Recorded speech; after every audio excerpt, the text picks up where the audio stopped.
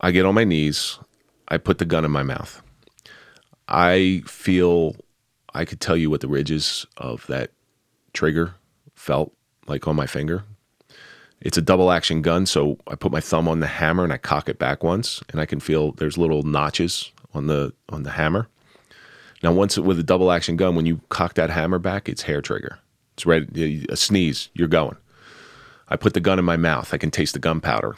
That's because I recently qualified. I can feel the metal on my tongue, and I just start replaying everything. You know, the whole incident. I say goodbye to my kids. I mentioned my grandfather. My grandfather was the most important man in my life, and I apologize to him for not being the man that I should be for him. And I'm ready to go. I'm ready to die. How long is it in there? Probably a good 5 minutes.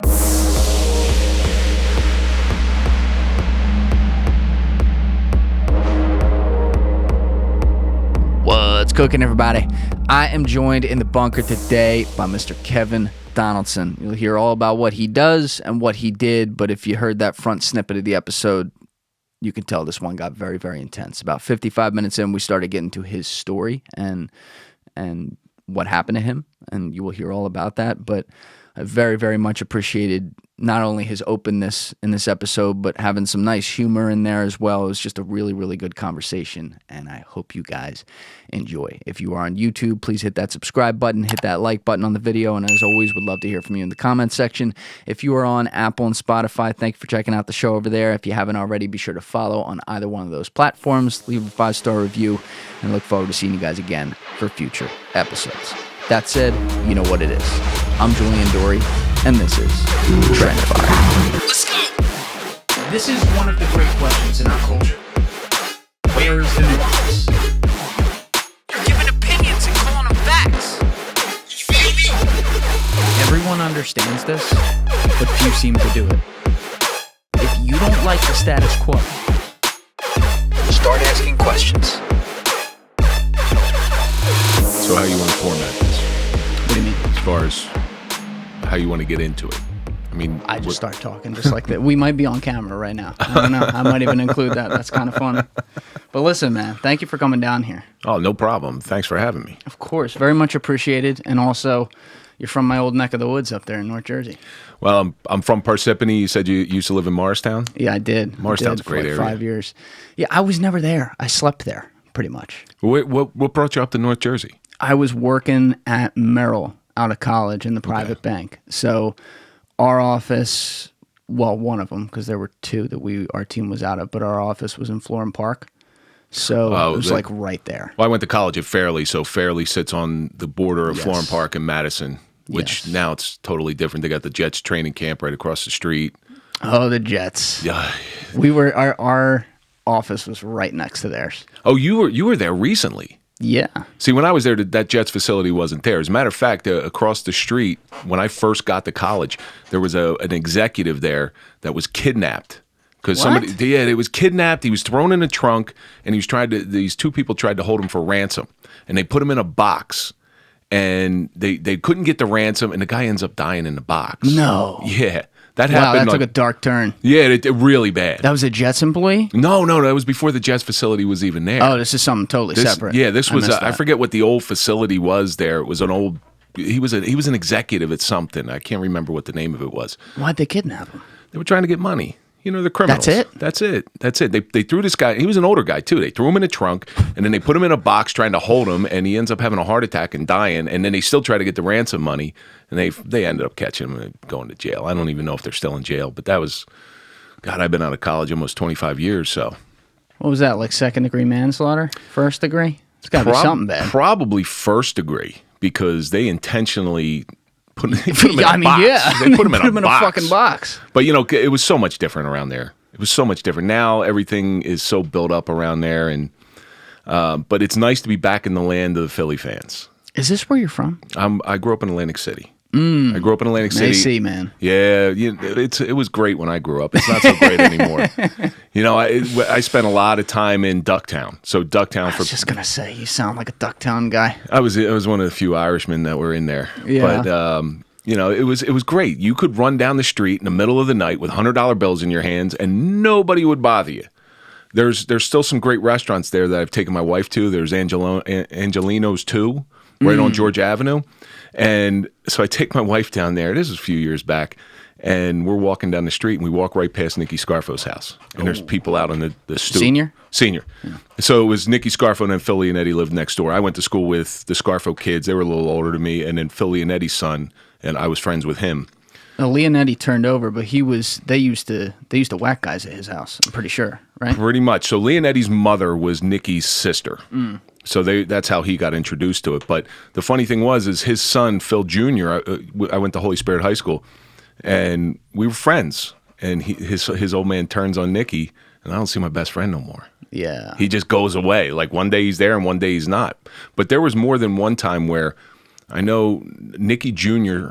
was Nicky Jr., and then there was Joey Merlino, and there was a kid in school, and I don't remember who the kid's name was, but his father was tied in. Merlino didn't live down in AC though, right? Well, Merlino, he lived in Philly. He did, but he went to Holy Spirit. He did for a short time. Really? So his father was Chucky Merlino. Chucky Merlino was the underboss at one time, lived in Margate. As a matter of fact, he got popped. It was the stupidest thing. He gets caught driving drunk. He tries to bribe the cop. Yikes. And that's how he gets thrown in jail. It was the stupidest thing for a gangster to get thrown in jail for. Yeah. But, there was more than one time where these guys showed up in the parking lot. There was some sort of beef or something, and the priest had to come out and sort of like get in the middle of everything. But it was normal. That was normal. And then we end up settling in Absecon, New Jersey, which is right next door. Yep. But that was just normal life down there. And it was cool. Yeah. Different time, man. It was. I mean, people don't realize how, depending on how you look at it, like how recently those families had all the power. Like the 1980s in Philly, are you fucking kidding me? You had the Chicken Man, you had Sally Testa. Blown out houses and shit. Yeah, right. Anybody's got to listen. Getting whacked out front of his house. They got to listen to the Bruce Springsteen song, Chicken Man Gets Blown Up on His Front Porch, right? Yeah. But that was a good time because although they did criminal stuff, Atlantic City was much better off than what it is now. Atlantic City I was down there for a coaching clinic about 3 weeks ago, and it's bad. There's junkies everywhere. It's not like it was. It's also, in fairness to them, part of it is the complete deregulation of gambling in so many places. People don't need to come down the Parkway anymore. They can go to Yonkers if they want to. They can head out to Lehigh or whatever the fuck that place is called. It was a destination. Yeah. Yeah. Now it's nothing special. Unless you're going to like Harrah's or Borgata, and that's still Brigantine was always the nice area. Now there's nothing to come down there for. It's like Atlantic City. You're probably too young to remember this, but Atlantic City before resorts came in was a hole. It was awful. And then they started. When did they start? Like 1980? 77 was when resorts came in, and that's Steve Wynn brought in resorts, and that's when everything sort of just changed down there. But there was places like they call it Gardner's Basin now. And you didn't go in Gardner's Basin after dark. Okay, that was called the Inlet. You didn't go there. Where are we talking? What part of the city? So in relation to where the aquarium is? Actually, no. So the aquarium. So it's if you were to take the Inlet and separates Harrah's and the Water Club and Borgata. Yes. That section of housing back there. So what they did, they just started raising the taxes, pushing all the what they would call trash, all the poorer people out, and then they put up middle income housing. They put up the row housing. So everything sort of changed. But I take my kids down there. They'll go on like a dolphin watch. They have docks there. They have $1 million boats there. It's totally changed. In the sections that were super safe, like Ducktown, Georgia Avenue, Texas Avenue, they're horrible now. You can't go anywhere. It's bizarre. It's funny that you say though that like, oh, there was all this shit going on, but it was a better time back then as well, because when I drive by up 78 right next to New York, and I have that view every time, there is a thought that often comes into my mind that is kind of like this. It's weird, but it's also vaguely true, where I'm like, every one of those fucking buildings right there, the giant dicks pointing up in the sky, all of them, every single one was built with the permission of somebody with an Italian last name who didn't actually, operate under the realms of the law. And I'm like, business capital of the world, biggest city in the world, most important city in the world, all this stuff, and yet all the fucking concrete goes through the mob. It's fucking nuts. But you just traded one gangster for another gangster. That's true. Because although the mob and the mafia was making all that money, somebody else is making that money right now. Fuck yeah. So just because they're doing it quote unquote legally, it's no less criminal. Agreed. The whole concept, the psychology of like cops and criminals, which you are right on the vertical of that with your life as a police officer, and then some of your friends you have now who are on the other side of the law. That psychology to me explains humanity, because it's just it's beyond just someone who's a cop or someone who's a gangster / criminal. It's also like the realm between where good and evil starts, or not even good and evil, but like good and not good. I'll even go that simple. It can blur, right? So what we put these names on things. People will call people a gangster. They'll call them a mafioso, a thug, like all these different things. And it's like, well, what's your definition of that? I'm not saying you're wrong about whoever it is you're talking about, if they're talking about a specific criminal and someone who's done some bad shit, but I'm like, what makes that dude different than the guy in the suit? You know, like, you ever seen the show The Wire? Yeah, sure. So the famous scene in the courtroom, I think about this all the time with the late Michael Kenneth Williams now, who's dead, but played Omar Little, and he's going in there to testify, and he was a man of the streets who was a Robin Hood on the streets and committed crimes, but robbed drug dealers and stuff. And the lawyer who represents all these drug dealers is in there and going back and forth with them, cross-examining, and towards the end of the examination, Omar goes, You got a briefcase, I got a shotgun. Or I said that backwards. You got the briefcase, I got the shotgun, or whatever it is. It's all in the game. But what you find out real quick, especially with, and I'm tied into both communities from the time I grew up to where I am now. I'm blue through and through. I'll always be a cop.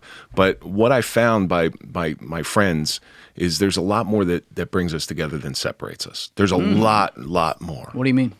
So take John Alite. So I'm co-host on the Elite show, The Mob, the Mafia, and the Man. And can you tell people who John Alite is? So John Alite was a hitman for John Gotti. He was the hitman. He was the hitman, right? So he was, and then he's Albanian, so he's outside. That's where they would use the workforce. So because he comes from an Albanian background and he could never be a made guy, he was the guy who they called in to do the killings. Yeah. Just like Kuklinski, like that kind of thing. Well, Kuklinski's different. Kuklinski, so again, here's my other side. So I know a lot of people that investigated Kuklinski. Oh, really? Yeah, so where I'm from. He was the Iceman. He was the Iceman. So Richard Kuklinski was born in Jersey City. He was a bad dude. But if you listen to him, it'll sound like him and Roy DeMeo were, like best friends. They weren't. So one of my good friends, he was the he was the deputy chief of the prosecutor's office in Essex County. So he actually investigated a lot of Kuklinski's murders in that area. Mm. In the town I worked in, I was a cop in Roseland, New Jersey. The prosecutor, so if you watch anything on Kuklinski, this guy named Bobby Carroll will come up. Bobby Carroll was the prosecutor. He lived in Roseland. Mm. And Bobby he never slept, so he would walk around at like 2 or 3 in the morning. So when I was working midnights, I'd grab him because I was always really interested in the psychology of Kuklinski. And I would ask him, I was like, so what's going on? He goes, he killed a lot of people. You kill one person. That's a lot of people to kill, but he didn't kill 200. He was doing that for prison cred. That's all he was doing for. Mm. And he wasn't as tied into the mob. He was a stone cold killer. But what you find out is there's reasons for everything. Not to justify anything, but there's reasons why they do everything. Kuklinski was horribly abused as a child. His father kicked the crap out of him. His brother Joseph, same thing, threw I think it was a 14-year-old girl off a rooftop in Jersey City after he raped her. And then went to prison, in the same prison as Kuklinski, and they would never talk because Joseph liked to get, how do I put this? He liked men. He liked men to enter. So he was constantly in the hospital getting his asshole sewed up. Kuklinski couldn't handle that. So it's not always what it appears to be. And even with somebody like John, he's not what he appears to be. And what brings us together is he did what he did, but you don't understand when he goes home and he has to pay the consequences. Nothing's for free. There's always consequences to everything. Right. Nobody talks about the horrible nightmares, the 18 years he spent in prison away from his family. He legitimately has PTS. I mean, he did time in Brazilian prison too. He was on the run and he got caught, and they were trying to extradite him, and he was fighting extradition. I used to work with some Brazilians. I saw some videos from those places. Yeah, people. Well, there's a big argument going on between Junior Gotti and John, and it's kind of comical. Still? Yeah, it's kind of comical. It's been like over a decade. Yeah, it's still going on. They just hound him on the internet, and I hear it, and it's really funny. We actually just did a show talking all about that because they just released a voicemail of John hammering somebody. Come on. Yeah, when was it? It's coming. John has all these different fanboys out there that put up these fake pages, and there's this one, and he's calling him a cocksucker. He's saying he's gonna pour spaghetti on their guinea head, and like really bad stuff. But what they did was nobody can say where it came from, so they meshed a bunch of stuff together, and that's where they get it. But yeah, it's a comical feud between those two. I laugh at it all the time. But John gets me. He'll get me involved in this stuff, calling this guy out and stuff. I'm like, John, I'm not about that life. I don't think I should be calling this guy out. At one time, his father was a serious dude. He does it with Sammy the Bull too, and he's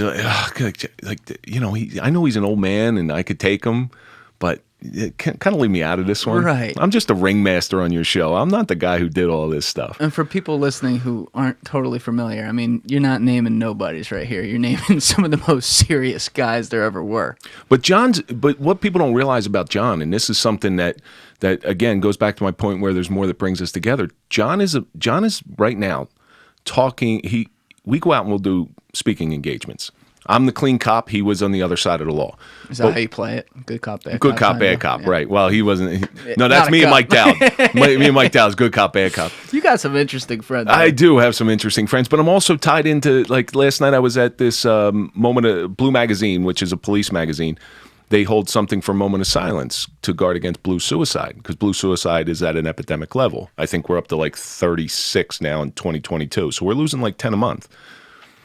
I'm tied into that community because what we try to do is take our experiences and put them out to show that John does it in a way where the mafia is not what you think it is. Like you say, when I say the streets were good, because the gangsters, the high level gangsters, they used to take care of us. Hey, you want to go get some ice cream? Here's $10. But look at what they were doing. They were grooming you. Right. Wow, and kids aren't stupid. Like, they know a serious guy. So don't you think that's kind of bad though? It's very bad. Yeah. It's very bad. So they're grooming them to look up to them, to say, hey, look, this guy's always got money and I don't have anything. So maybe I want to be like this guy. And they know what they're doing, especially the top level ones. They know what they're doing. They're saying, let's say they give out $50 to 10 kids. Well, maybe they'll get 2 of those kids to do some work for them in the future. And when they do work, it's not always just like what you see in The Departed, go get the food out of the deli. It can be other shit they're witness to. I mean, I just had my friend Dan Thayer in here, who's like the best. Like, literally, you would never have known his past life. The nicest guy ever. They used to call him Duct Tape Dan back in the day. He grew up in Newark before he went down to Florida. Oh, I saw that one. Yes, I did. So like that's how he taught. He's very into the psychology of how he ended up like he did for so long. He's very, very introspective. And he's like, when I was 8, 9, 10 doing work for some of these mob guys in Newark, they'd go in there and just beat the shit out of someone who did something they didn't like. And so I learned to not practice any empathy. And I learned that like, people respond to strength like that. Mm-hmm. So that's what I did. So I know, like, he'd laugh about, like, he'd beat someone up and then try to be his friend right after, and he didn't think anything of it because that's what he knew, It's a crazy lifestyle, and they groom. If you want to know how they groom kids, watch Bronx Tale. Yeah. Watch Bronx Tale. Great movie. The kids idolized these people, and that's a real story. The guy Sonny is a conglomeration of a bunch of different people, but Chaz Palminteri, when he was growing up, he was Cologino. That's his real name. So that story is about him. And if you watch his friends, they want to get into the life. They're going to do these little things to try to impress people. And that's how they groom you. And so John goes out now and talks to kids and say, this is all a myth. You don't understand that this is a myth. So if you go out on the street like that, and I knew this from a very early age, because basically my father just he would kick the shit out of me to to try to get me on the right path. And the more he kicked the shit out of me, the more left I went. But you're going to end up in jail, or you're going to end up dead. Yes. There's no two ways about it.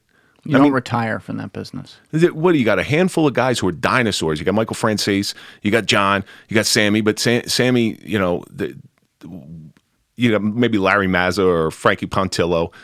You know, these guys made it out, but they did long prison stretches. And when you go to prison, you lose everything. You lose all your money, you lose your family, you lose your relationship with your kids. So what kind of life is that? Is it really that glamorous to have that money for a short time? Absolutely not. But I'm still, although I understand where they are now, and their struggles with what they did, the consequences, I know all too well. And PTS, and I don't call it PTSD, just I'm working hard to change the stigma of PTS. So everybody knows it as PTSD, post-traumatic stress disorder.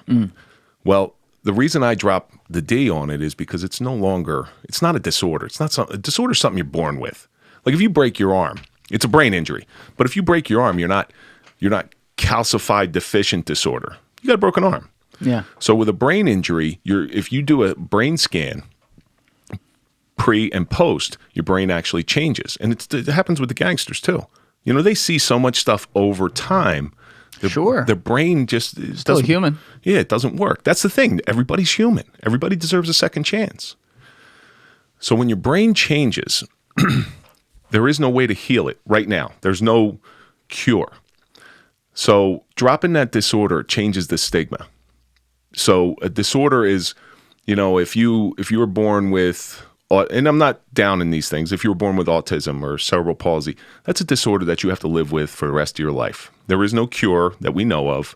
But you're saying with the brain injury, there's no cure too. There is no cure, but it's not something you were born with. Oh, so that, okay. Right. That's the distinction. It's the being born with something, it kind of puts a negative spin on that.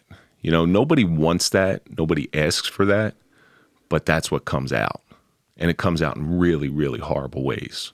But, you know, you got somebody like John did it to himself, and he knows it. He owns it. And that's what I respect about him. He owns it. He's not saying, you know, I did this for the better good of the community.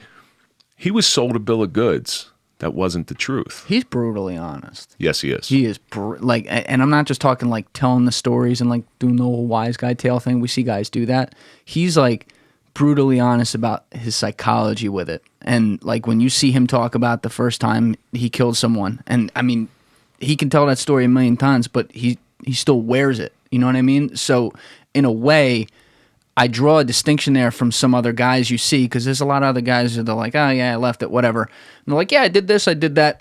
That's the end of it, right? With him, he kind of relives it every time. It bothers him. Yeah, it's got to be torturous. But he's two different people, as we all are.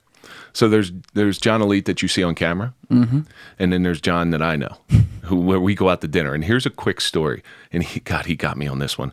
We're out to dinner one night at Rails Steakhouse in Totowa. Yeah, up there. Know that place well. You see it on Real Housewives all the time. They're always there. Yeah, they're always there. They used to be neighbors with my boss. This was a business meeting we were having with our sound engineer from A&J Media. The girls, John's always dressed to the nines. Okay, and I'm dressed however I'm dressed. I look like an asshole. So he's always dressed to the nine, and there's a table of women behind him, and they're looking at him. And I see that they're looking at him. Is he wearing the sunglasses? Of course. Yeah. Well, they're not sunglasses. They're prescription glasses. This guy can't see. You don't understand. They're just tinted. Kevin, I can't see. Yeah, he can't see. He'll take them off. So the women are looking at him, and he keeps looking back. And so I said, hey, John, there's a $20 bill in it for you. If you just go up to the table, don't say a word, just take a piece of pizza off the table. It was like a pizza appetizer. And he goes, all right, give me the $20 bill. I hand him the $20 bill, and he goes walking over, and in the back of my mind, I'm like, I just fucking lost $20. Goes over, takes the pizza, eats it, doesn't say a word, and then starts chatting him up and does one of the biggest gangster moves I've ever seen in my life. Takes my $20 bill. I'm not a rich guy. Takes my $20 bill, throws it on the table, and says, hey, give that to the waitress. And And if you could hear liquid hitting the floor from all the women, they just went, oh. But Wow. so I got this new group of friends now that I found.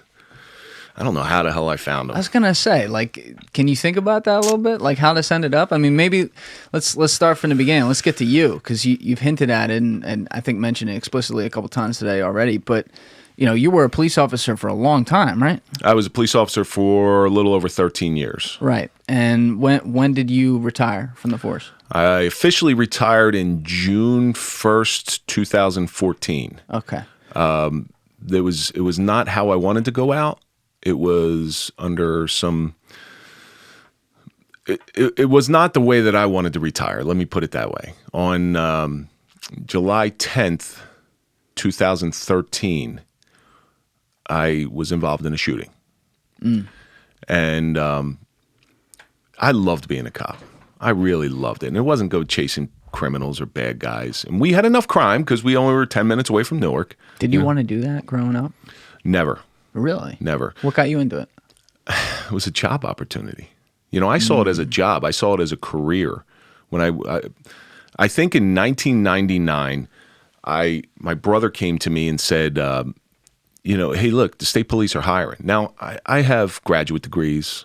I don't even have a parking ticket. I've never been arrested. They just never caught me. And, so I was like, all right, I'll take the test. But it was more just a whim type of thing. I get a letter back saying that I don't meet the qualifications. I just wrote it off. I've done, I went to college to be a school teacher. I was a school teacher for a year, and then I bounced around. I didn't like it. I hated teaching. I hated other teachers. I loved the kids. I didn't like the other teachers. You go in the teacher's lounge and it's brutal. So I bounced around from job to job, and I'm in the gym one day, and guy asked me, he's like, well, why don't you just become a cop? And I'm like, I just never really thought of it. He goes, well, I'm the chief of police, and we're giving a test. Why don't you come in for the test? I said, okay, I'll take the test. Just like the state police, I'll take the test. Well, I did very well on the test. Next thing I know, I'm a cop. And I got hired in June of 2001. First question I ask when I'm sitting down, hey, you ever lost it? It's Roseland. Roseland's a very small, tight community, very wealthy, very affluent. Yep. There's not a whole lot of crime. I think at the time there was maybe 8,000 nighttime residents, and there was big corporate population in the daytime. So I think it went up to like 70,000. So you get car thieves, you get everything, but really no violent crimes. It's all from out of town, too. It's all from out of town. Nobody steals within. There's a couple, but nobody really steals from inside. Then September 11th, everything changed. Yeah, that's 3 months on the job. I was in the academy. I sat next to a girl. Her name was Kristen Kappelman. Her father worked for Cantor Fitzgerald, and nobody from Cantor Fitzgerald. They lost like 650 or 700 people. I lost 2 people I know who worked at Cantor Fitzgerald, who I know personally. So everything changed. They recalled us to our departments. Out, we're sitting in the academy, and I'll never forget a guy. This is how clear it is. Our captain, his name was Jack McGrarty, in the academy, comes in and says, "Plane just hit the World Trade Center." You don't think anything of it because Corey Liddell flew a plane. He was the Yankees player. Planes hit those buildings all the time. You're thinking it's a little Cessna, twin engine. Nobody thinks anything of it, and then somebody comes in and says, "Second one just hit." It's like, oh shit, what's going on here? They recall us to our department, and at the time we hadn't qualified with our weapon. You have to qualify in New Jersey in order to carry a weapon. I go back to my department. The 8 Sleep Pod Pro cover is responsible for this stance I'm in right now, which is a very high energy stance. It's very excited to attack the day. And I say this because I woke up maybe 155 seconds ago. At this point, I've been talking for 10, 15 seconds. So maybe like 170 seconds ago. The lights are on. The cameras are rolling. Everyone's winning. I'm getting an ad done because I woke up with energy. And that's because I slept about 5 hours last night. And I feel like I slept 8 because I slept on my 8 Sleep Pod Pro cover, which goes right on top of my Queen mattress and wires in directly to 8 Sleep's proprietary app, and then measures my sleep stages around me throughout the night to make sure I sleep the best. What could you not like? So hit that link in my description. You will see the 8 Sleep link. You go there, you get your own 8 Sleep Pod Pro cover. Again, it comes with queen or king sizes. And you use the code TRENDIFIER at checkout. That's TRENDIFIER. Very, very important to get $150 off and change your sleep today. Go check it out. And they give me my gun. And I remember, I'll never forget the lieutenant said, just don't shoot anybody. And then I go out and stand post because we had a couple high value targets. Don't shoot anybody. That's what it was. It was the stupidest thing in the world. Well, times were interesting. But. Yeah. So I go out and I stand post because we had ADT there, which was a high value target. We didn't really know what was going on. We didn't know if we were under attack. We didn't know. Oh, like the security company. Yeah. ADT. No. I'm sorry. ADP. ADP. Oh, ADP, the processing company. Yeah, it does your paychecks. Is ADT even a security company, or did I fuck that up? Yeah, no, it is because I have ADT. Okay. All right, cool. So you're right. So I go out and stand post, and I'm thinking to myself, I'm like, what the hell did I get myself into? This was not the bill of goods that I was sold. Everything's changed. The whole way police work was done changed because now you're looking at these terrorists. They live right next door. Some of them have come through our town. They were in Patterson. They were in Patterson, Wayne. Yep. They learned to fly at Fairfield Airport, where John F. Kennedy Jr. took off from. I used to work at Mountain Ridge, right next to there. Oh, Mountain Ridge Country Club. Yeah, I used to know. I forget the name of the pro there, but I used to. Yeah. So we were constantly on the lookout for this stuff. All of a sudden, those stolen cars that we were getting tons and tons of didn't really matter anymore because we're thinking, what's this stuff? But what I found very quickly is the job's not about hunting criminals. The job's about making that difference in somebody's life. Nobody calls the police because they're having a good. Well, that's not true. Some people they're bored and they just call the police. I've never done that before. You get your frequent flyers like, hey, I need a cup of coffee. Can somebody come and help me? And it's Roseland, so you go over there and you it's community policing type of thing, and it's good. It's good PR. But most of the time when people call, they're in dire straits and they don't know where to turn. So when you show up, you're their only hope. And it was a good feeling. And there's one that sticks out of my mind. There's really one that sticks out of my mind. We had and I want to come back to the 9/11 thing, but stay with this. This is good. So there was an emotionally disturbed woman, and she was going to kill herself, and she had a 4-year-old boy. And I'm going to show you what police work is all about. She had a 4-year-old boy. Boy's name was Mason. And she wouldn't let anybody go near Mason. She's sitting on her bed in one of our townhouse complex. And Mason's sitting right next to her. She wouldn't let any of the cops take her away. She's got a knife. Now, with police work, there's a rule. It's different now, but they used to call it the 25-foot rule. You don't get in within 25 feet of a person with a knife because by the time you draw, they'll be on top of you. Yep. I could see this woman was hurting. This is one of those times where those rules don't apply because all you're trying to do is just listen to this woman. She's got something to say. She wants to say. She has a kid with her too. She has a kid with her. Yeah. I'm able to sit down next to her and just talk to her and say, hey, look, this, and I didn't have kids at the time, thankfully. This kid needs you. You can't do this stuff. And you see this kid, Mason, I'm in uniform and the kid's sort of shying away. But as I'm sitting there talking to her, and this is like an hour process, 2 hour and a half process, the kid just gets more and more comfortable with me and more comfortable to the point where he just starts snuggling up next to me. And you're like, wow, this is pretty cool. We're able to get this woman clear, go get her some help, and fast forward, say 10 years. I'm in ShopRite.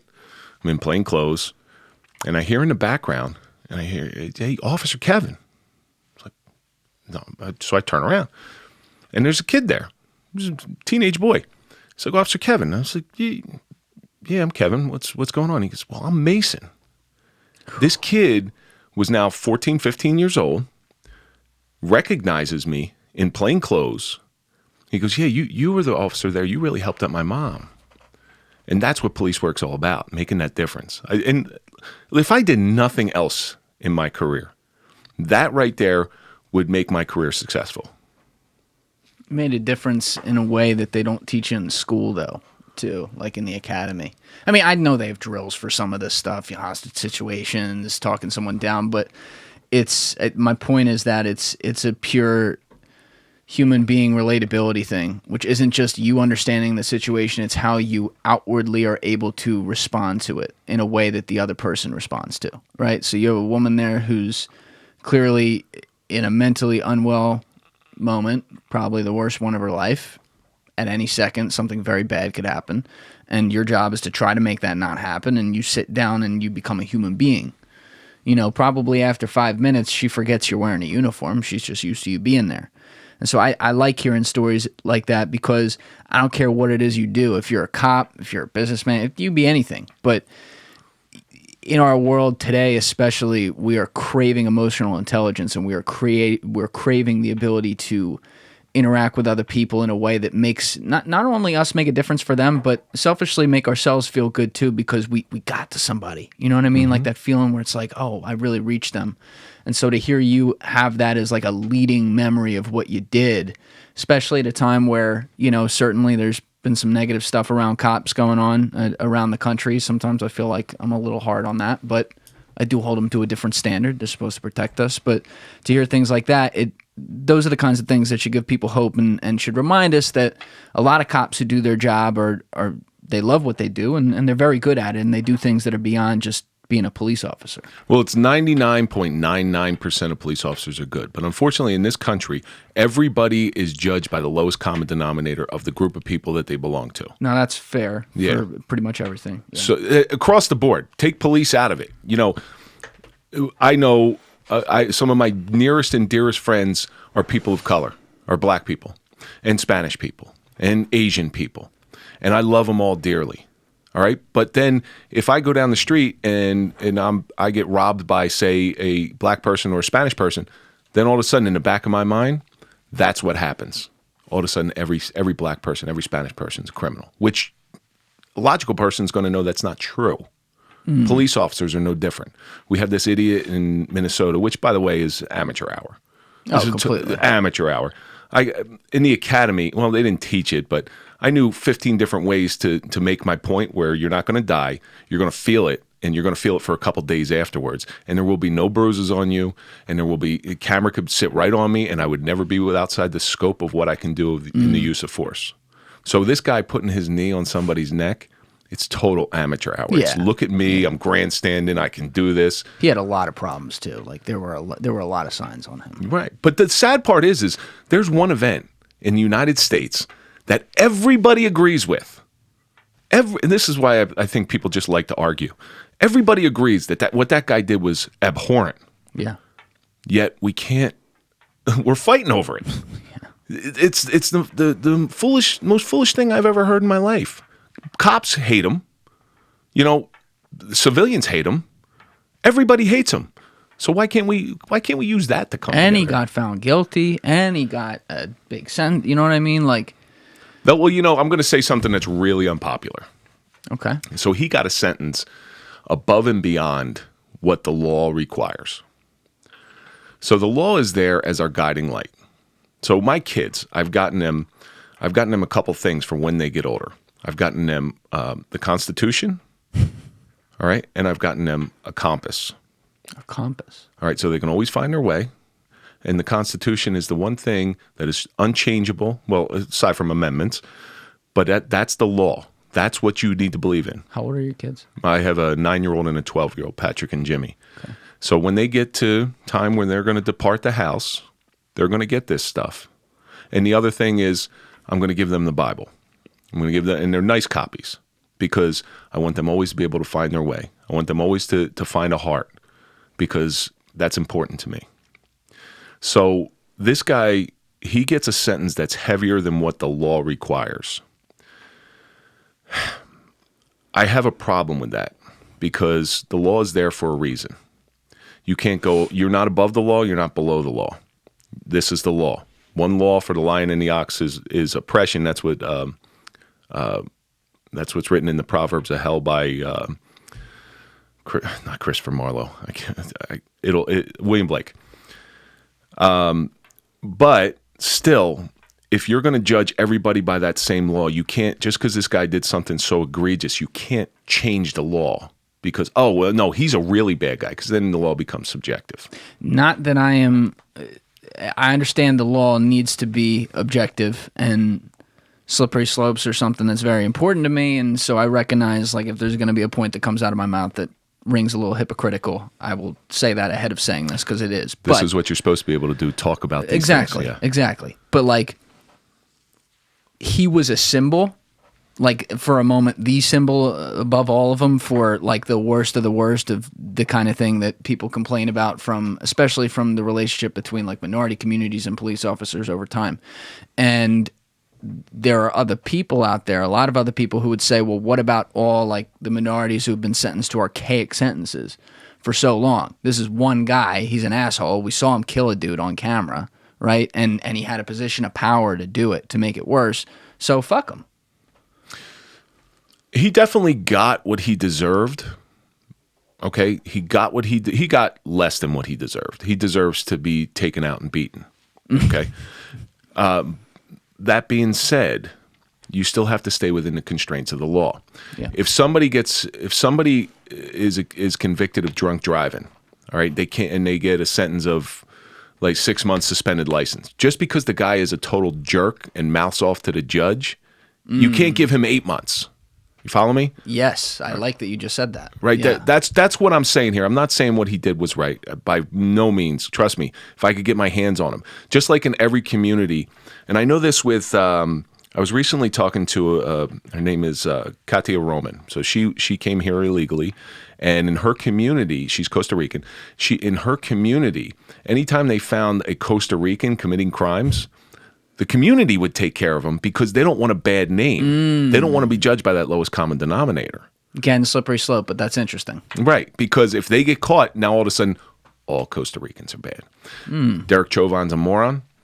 All police are bad.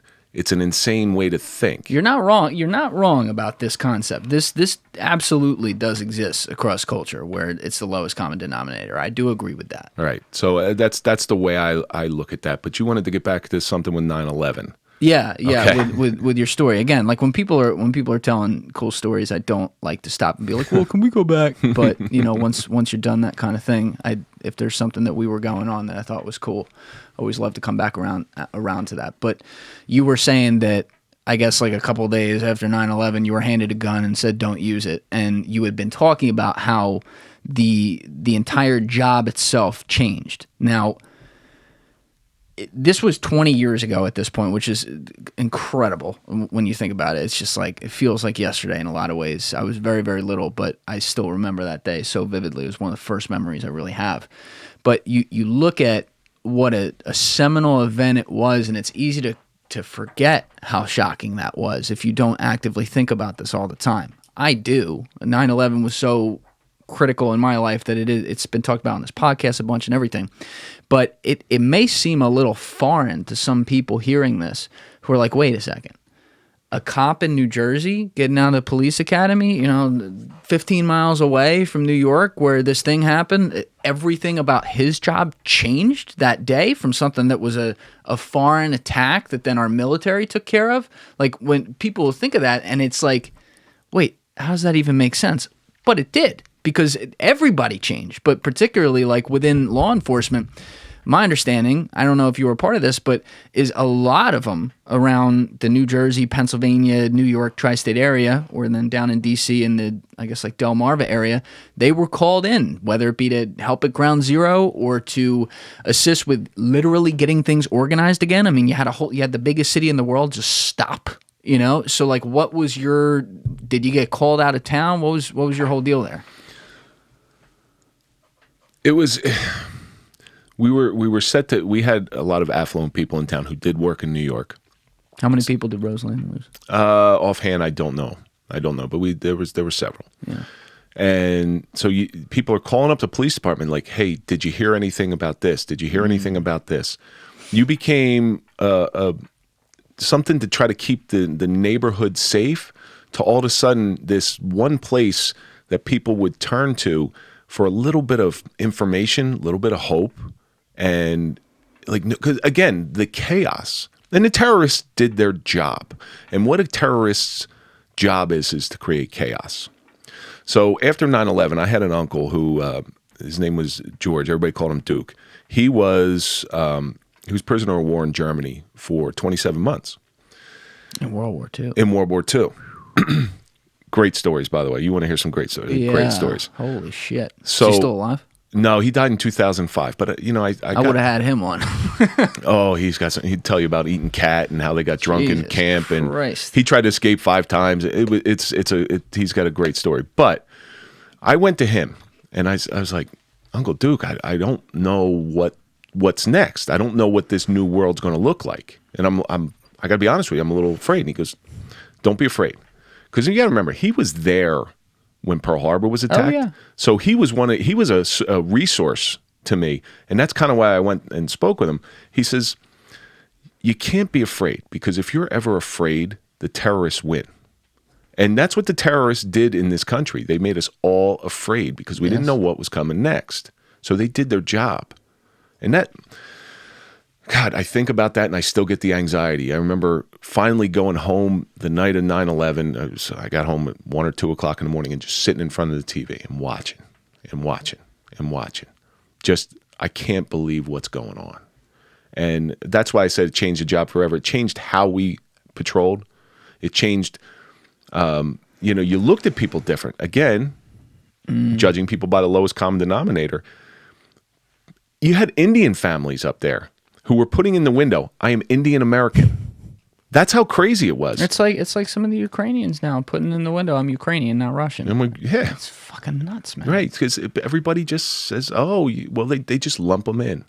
And it's one of the most dangerous things we do in this country. And we do it regularly, year after year after year. And we've been doing it for 500 years. When the Irish came into this country, it was no Irish need apply. All the Italians, they were grease balls. Every Polish joke that you've ever heard was an Italian joke. Yeah. Because I remember coming home from school, telling my grandfather a Polish joke, and he goes, oh yeah, I heard that one 50 years ago as an Italian joke. Mm-hmm. And so it's nothing new. This division, or this attempt at a division. The question is whether you buy into it. I have a good friend who is Pakistani, and he is, if you want a profile, he fits the profile perfectly.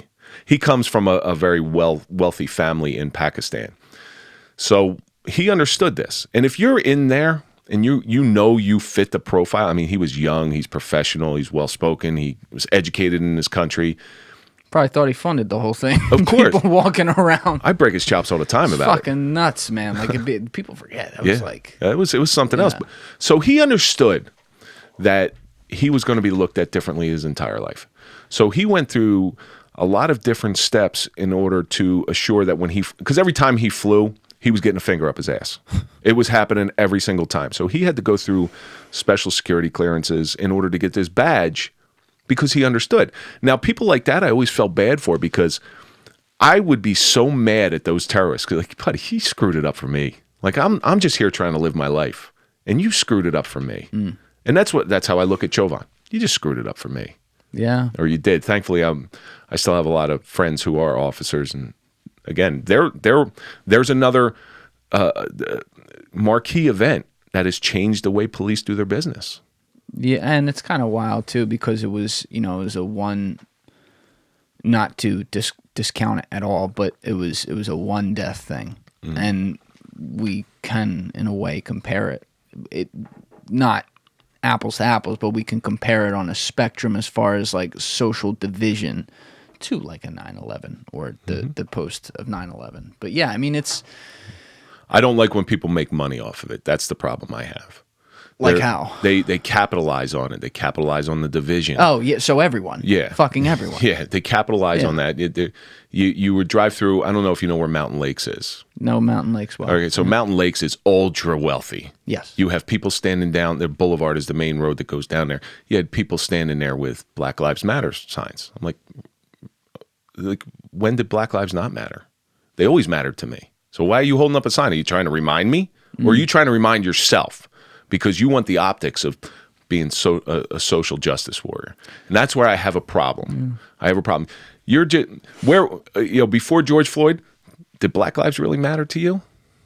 Part of it was also where people were at the time too. They were at home. Yeah. They've been at home for 3 months. I mean, was that during lockdown? Yeah, it was. Yeah, so like people were getting, everyone wants a purpose, no matter who you are. You could be the homeless guy on the street. You could be Jeff Bezos. You want a purpose. And so when we had this unnatural thing where we're all separated, we're all at home fucking jerking off and doing nothing, and then suddenly you see a video, and it's a video, right? Like, right. I always say, and this is a lesser example, but you remember when Ray Rice, when that video came out? Oh yeah, when he in the elevator? Yeah. Oh yeah. Oh yeah. So if you remember, they got some shit for too short of a suspension like 2 weeks before, but people got past it because they're like, "Wow, that's awful what he did." But all right, it wasn't until the optics came in that he got really suspended. Optics came in, and then people were like, "That's the worst thing I've ever seen in my life," and it was horrible. I mean, it was absolutely. By the way, never use that as a Halloween costume. It doesn't get received very well. What do you mean?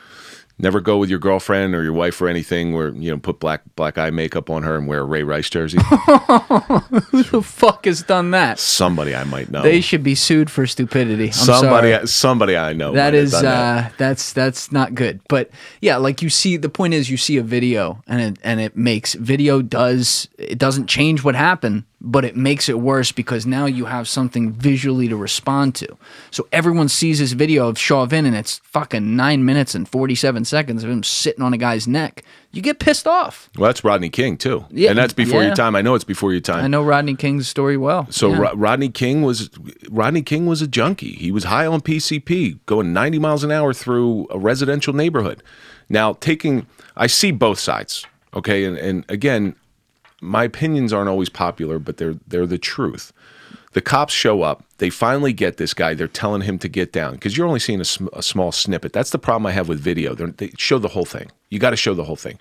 They're telling him to get down. Part of what made the Chauvin thing pretty good because that was a long one. They're telling him to get down. Rodney King is a big dude. He's like 6'6", 6'7". He's a big dude. He's well known around that parts too. So the cops are all amped up from a chase because if you're ever in a chase, your adrenaline just is through the roof. You're not thinking as clear as you should. They get him down. They took a couple bonus shots. They took a couple extra shots because once they're down, it's game, and you have to very quickly de-escalate the situation. They took a lot of bonus shots. They took bonus shots, so it looks awful. It looks awful. But should there been riots over Rodney King? The cops should have went to jail because they should have at least lost their job because they did something wrong. I've been in a lot of different police chases. I've been in chases where the criminal had rammed my car. And there was one in particular. He rams my car. We get him up the road a little bit. And one of my moves was, I'm not a violent guy. One of my moves was put the handcuffs on him as quickly as I could. And then yell out, because we were always on camera too at this time, and yell out, cuffs are on, game over. Game over. I've been in situations where some people took some extra shots. I've been it because their adrenaline's going. They're mad. They're amped up. It's not the right thing, but it's reality. It's reality. That's how people get really hurt in fights. Somebody's adrenaline's going. They take one extra shot. It's that one extra shot that maybe it's lights out. Again, this is where it's a higher standard, though, too. Because and I appreciate you bringing that up because this is exactly where the issue can get drawn and where you'll get people to legitimately give criticism. It's like when you're a police officer, your job is to uphold and protect the citizens by upholding the law. So when someone's breaking the law, your job is to arrest them and make sure that they can't keep doing that to hurt other people and get victims. And I understand that. And I also understand that there are human being elements of adrenaline and things like that. But in the same way that I'd say this about any job, like if I were, and I'm not, if I were like a great basketball player, I would do nothing but basketball. I'd do nothing but training. And this is where I would live every day. And that's why you see some of these great players in the NBA who they could be 25,000 people on their feet with 2 minutes left and they feel nothing because this is what they do, right?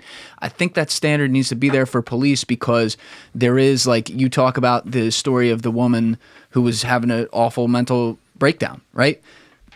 There's a lot of criminals who are having an awful mental moment, as much as they, have to be punished for their actions, they also need like what's supposed to be true rehabilitation because something's off, something has gone wrong. So when you are going to arrest them, Your job is to get them safely into the custody of the town, the city, the state, whatever, and then get on with the process legally, just like you said, not be subjected with the law. And so when people see someone, oh, he got a couple extra shots in, they go, fuck that, because what about the next time? Then he takes 3 extra shots?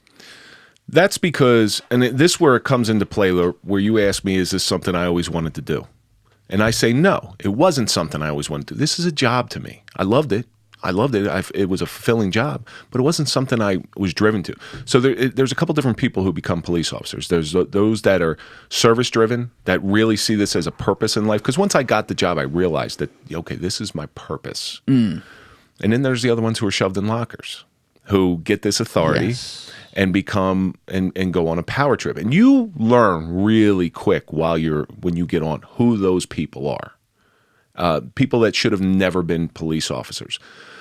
And those people, and a lot of times, not every time, but a lot of times those people, police work becomes their primary identity. Yes. So their primary identity is, your primary identity ideally should be something that's unshakable. If you're a religious guy, your primary identity should be God. If you're a family man, your primary identity should be your family or your kids. If you put your primary identity in a job, that job has an expiration date. One day it is going to end, like it did with me. It's going to end. Now you're left out in the dark and you're looking around going, oh my God, what do I do now? My primary identity was just taken from me. And that's where it comes in important. It comes in very important to me that this is not who I am. It's what I did. So you make that distinction, and that's great of you, by the way. And it seems like through your actions, especially like on the job, like you live that and live that out. But like the people who can't make that distinction, because I think people are human. I'll bet a lot of those guys, there's some of them who definitely are aware of that and still do it anyway, which is kind of their problem. But there's a lot of people who don't realize, it's not just cops, it's like anything. They don't realize that their entire purpose for being has become the thing they do, and they don't realize the pitfall that can have over the long term. I'll even be selfish for a second and talk about this, right? Like, I'm in the shit building this right now. These are the 3 to 5 years where it's like, yeah, you work every fucking day. I don't have a life. This is what I do, but I enjoy doing it. I'm building it. I love it. But I constantly remind myself, and I have to remind people close to me as well when they try to talk to me about this. I'm like, I signed up for this part of it. If I'm like this 10 years from now, we got a problem. Like, if this is all I do and this is all I'm about, podcast, we got a problem. There's a difference. You know what I mean? But did you ever hear that David Goggins speech? Which one? If you want to, it's a little snippet that's on Instagram.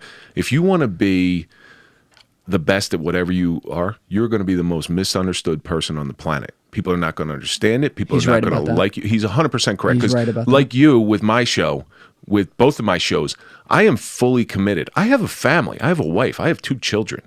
I am fully committed to making this my new life. I like talking to people. I like hearing their perspectives, their point of view. It's something that gives me purpose. My purpose driven to get the word out that you need to embrace your suffering. That's important to me, and I'm not giving that up. And people are going to constantly. There's always going to be the naysayers. Hey, why are you doing this? Is it really worth it for your purpose in life? Yes, it is. It's not my primary identity. I'm a lot of different things on. You can step out of it. I can step out of it, yeah. But I'm going to work. If it takes 40 hours to be somewhat to make a living, I'm going to work 80 hours to be the best at what I choose to be the best at. And that's okay, by the way. I don't want to be misheard. That's okay. But if you are the guy who then has the family that you never see for 20 years, that's a little different. That's a little different. There's a problem there. It's where the line goes. But, he also says that balance is great and it's important to a lot of people, but balance isn't going to make you the best. It's also subjective. It is. I see my kids. I spent a long time away from my kids working that police job. I missed a lot of different, and they were young. I was going to say they were really they little, were young when I was in my shooting, but I missed stuff. I missed the things in preschool, the stuff that I really wanted to be at because I couldn't. Either I was sleeping or I was working or I was doing a road job because I was the sole income of my family at that time. And when I retired, I said, that's not going to happen. Nowadays, because I'm involved in so many different things, I have to schedule those times. I'm much more conscious that I am going to be there for 90%. I can't be there for everything, but I'm going to be there for 90% of the things. But there was a time in my life where I didn't think I was going to be there for any of it.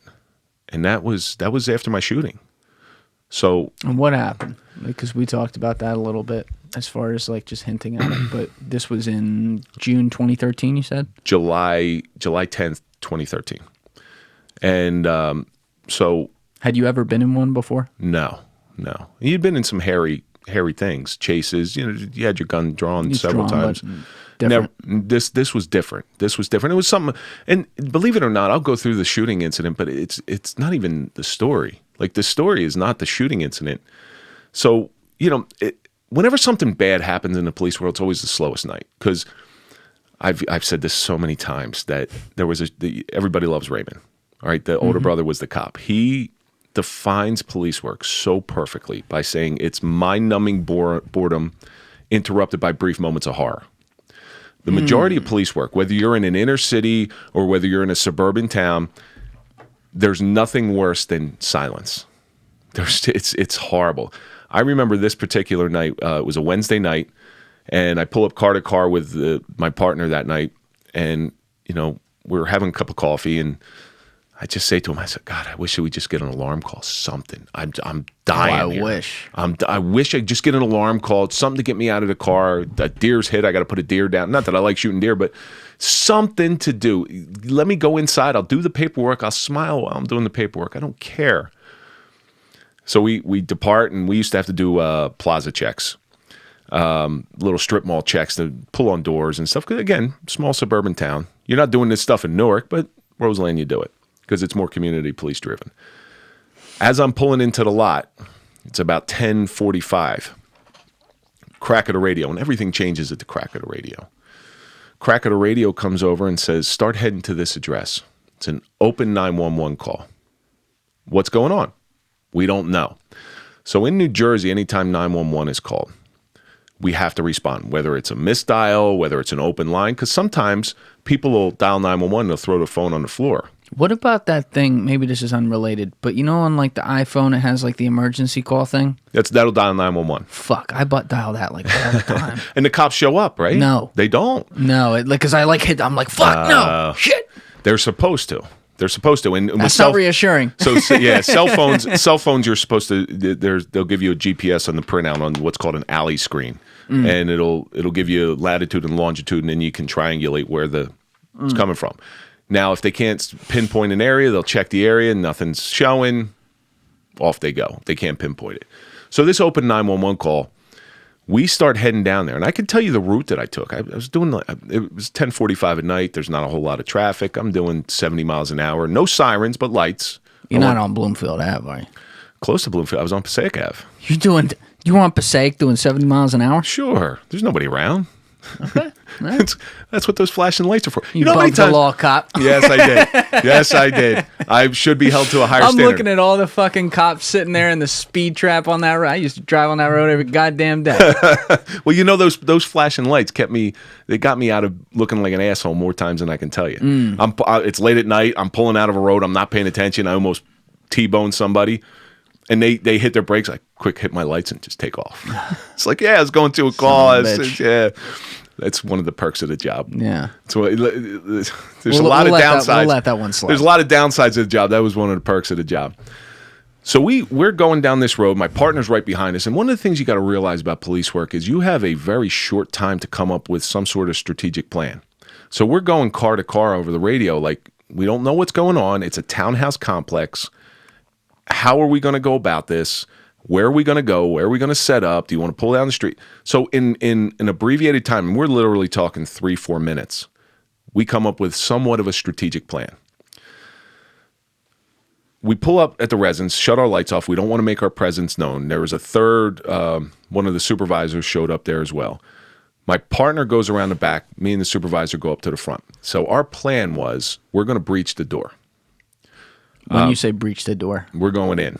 Like, are you using one of them battering ram things, or? So we initially walk up and we can hear yelling. So when you breach a door, it's not like the movies. You don't kick down doors. You maybe kick It's not down. FBI open up. No. You don't. If you hear yelling and there's something going on in there, we don't know what's going on yet. But we know somebody. We could hear a woman screaming, and we know there's something serious that we have to get to there. We don't kick open a door. You kick open a closet door or a bedroom door, but these are steel doors. So we're equipped with something called a Halligan bar. A Halligan bar is like a fireman's crowbar. So there's a way to do it. If you put that crowbar. What's it called? A Halligan bar? Halligan bar. I want to see what this looks like. It's Keep going. So the Halligan bar, if you put it into the lock and you pry it open. Oh yeah, I've seen one of these things. I'll stick that in the corner of the screen for people to see. Right. So yeah. The Halligan bar, if you put that in the proper way, you can pop it. But first you have to bang it to create a little bit of a gap to get in there. So on a signal, I take the end of this Halligan bar because there was like a flat end on it. And I start hammering the door. And all of a sudden, as I'm hammering the door, I hear pop, pop, pop, pop. Holy shit. What the fuck just happened? This is fucking Roseland. Excuse my language. This is Roseland. This shit's not supposed to happen. Where is this in Roseland? It's a townhouse complex between Passaic Avenue and Harrison Avenue. I won't give the name of the street because I believe the I think I know what one you're talking about. I think the victim still lives there. So there's a little porch and I'm off to the side and I'm sitting there with the supervisor. I go over to radio because I'm concerned about my partner who's in the back. I didn't hear anything coming through the windows. Is it just the two of you there? In the front. At the front, and my partner's around back. Now, it was a middle unit, so the only way in or out is the front of the back. Yeah. It's not like they can come out the sides. Yeah. I get over to radio, and he says, shots fired. It's an ongoing domestic situation. So there's a guy by the name of Anthony Vocatoro. Which oddly enough, John Alite knows. For people that are listening, I just did this with my head. Yeah. You picked up on that right away. So John Alite knows him, and it's not Anthony Vocatoro, the dentist. The gentleman lives in Florida. And it broke up with this girl, came all the way up from Florida, and he's going to kill her. So Jesus. The situation was he was raising his gun to kill her, and my partner shot through the rear sliding glass door to stop him. He struck him once in the back, and then once gunfire was exchanged, he disappeared. We couldn't see him. So, did he shoot back at the cop? Yeah, he shot first. Oh no, the cop shot and then he shot back. Right, so it was exchange of gunfire. And you're still out front. I'm still out front. So other cars are starting to show up. So they relieve us up front and we go running around the back. And at this time, some more officers show up. And your heart rate's pretty jacked at this point. Yeah, because somebody just shot at us. Yeah. Somebody just shot at a cop. But again, everything is very calm, like oddly calm. So if you know anything about a townhouse deck, it's about 9 by 9. All right, if I'm looking at the sliding glass door, the opening's on the left. We're looking in the sliding glass door. I can see the victim. She's sitting on her rear end with her knees tucked up, and you can see her. She's a mess. Has she been shot? She has not been shot, but she has been terrorized over and over again for a long time. But we don't see this guy. So we come up with, again, abbreviated plan. We're going to go on the deck, and we're going to get in there because our job is to get and save human life at all costs. So that's what we're going to do.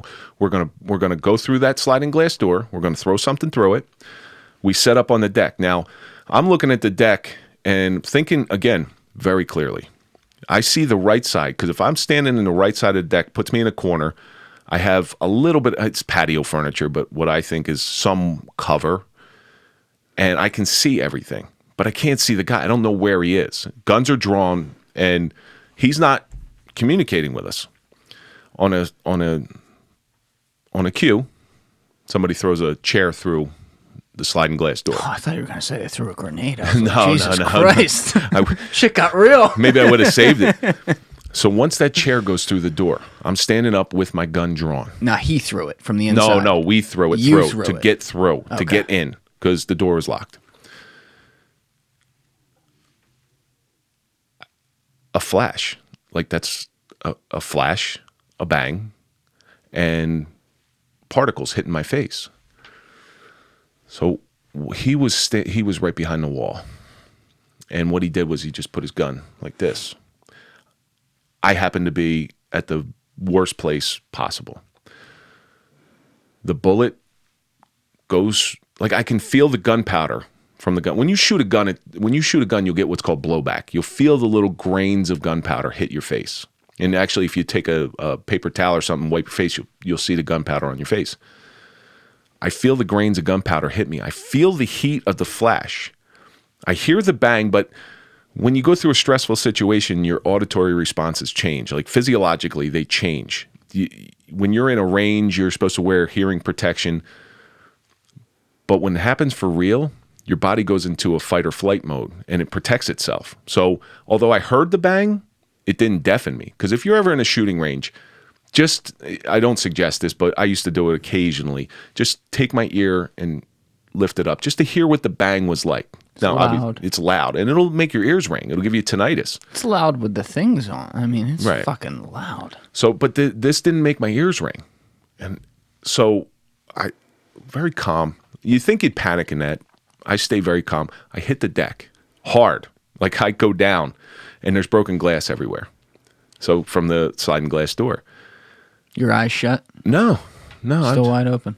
As a matter of fact, here's how calm I was. So police will take our key rings and put it on our antenna of our microphone. When I hit the ground, those keys fell off. I saw it. I slowly grab them, put them back on. Now, the other officers who were on the deck were able to retreat because they were right by the exit. What I thought was a good strategic position turns out to be the worst place in the possibly you could end up being. You're still stuck behind furniture. Right, you know? And I don't know whether I'm shot because they always say if you're shot, you're going to be the last one to know it. Yeah. I don't know whether I'm shot.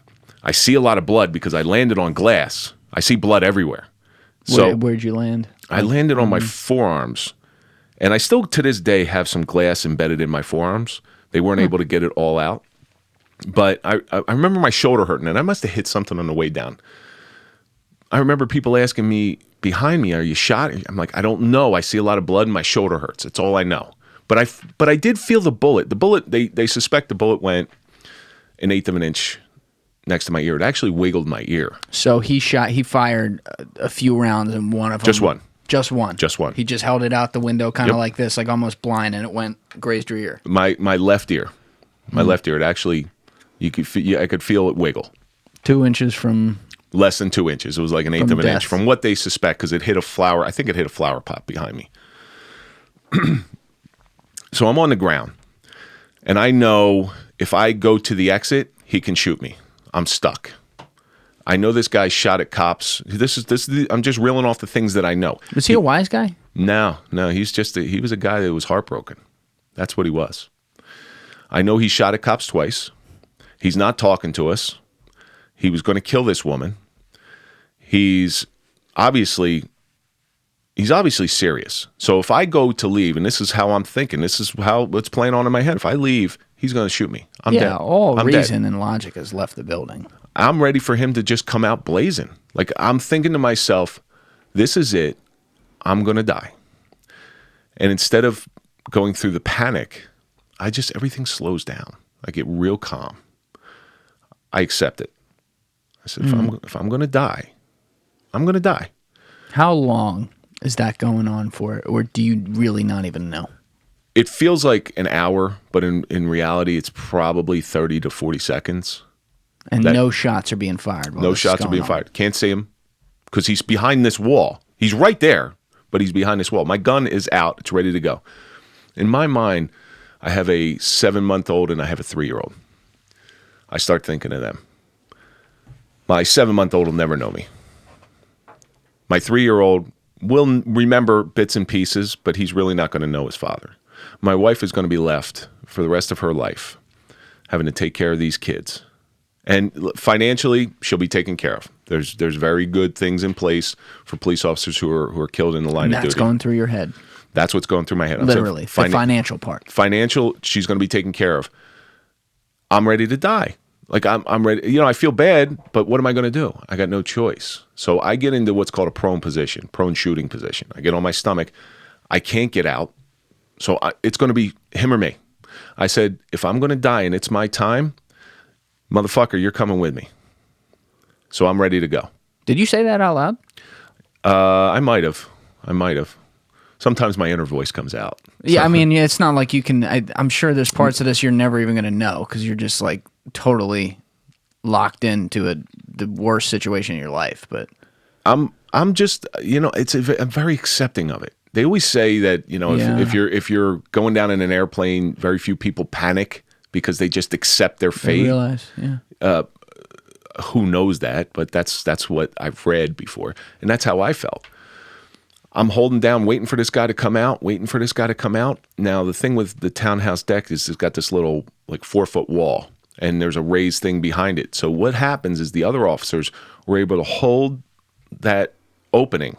One guy was covering the opening, so if he pulled his head out, he was going to get shot. And how many officers are there by this point? So there was 3 of us on the deck, and then there was a supervisor standing behind. Now, again, people who shouldn't be officers, the supervisor, I think he's still running.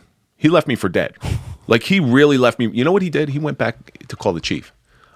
I'll never forgive He's the a guy. supervisor. He's got to manage. I will never forgive this guy in my life because he left me there to die. He ran all the way on the side of the building, and the other officers in the department know what he did.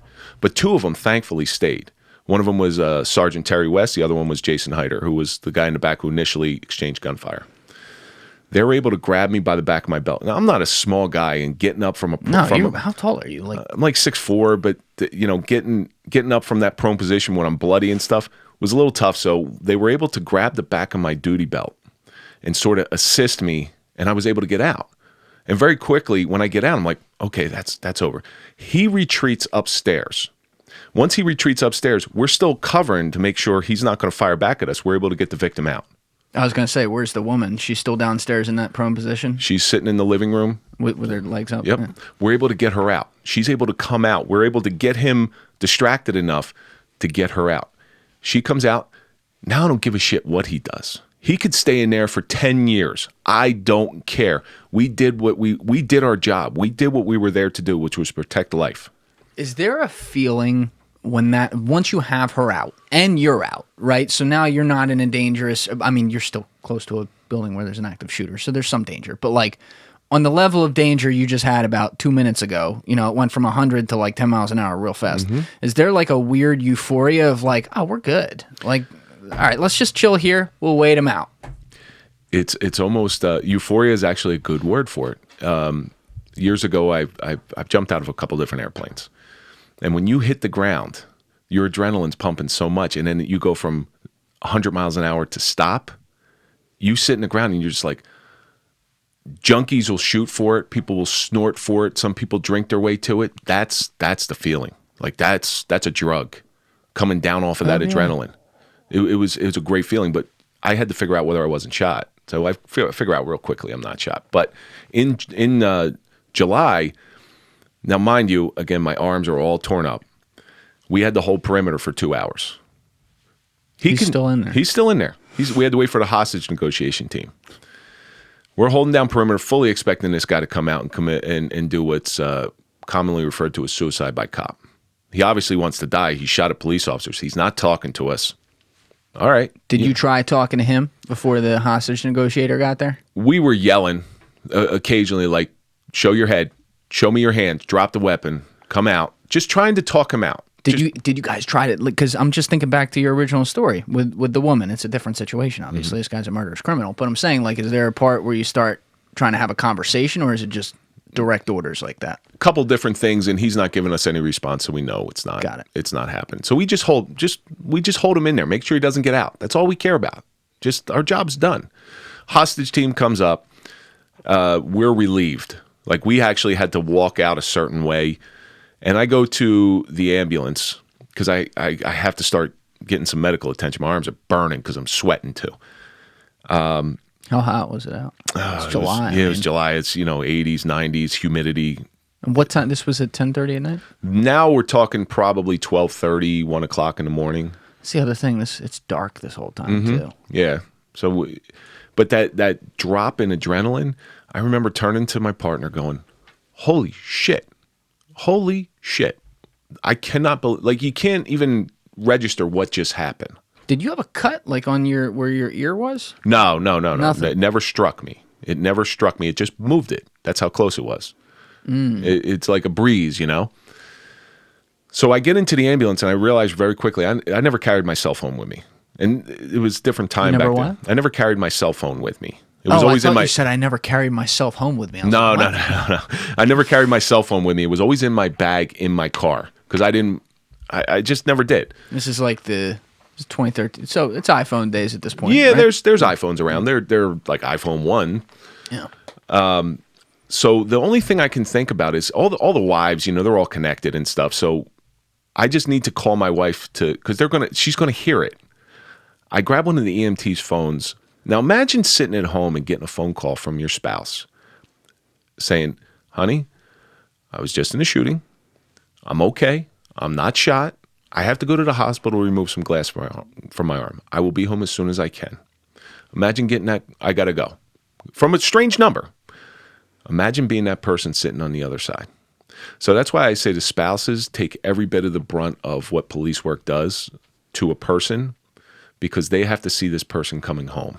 That's all you said, though? That's all I said. And then you hung up. That's it.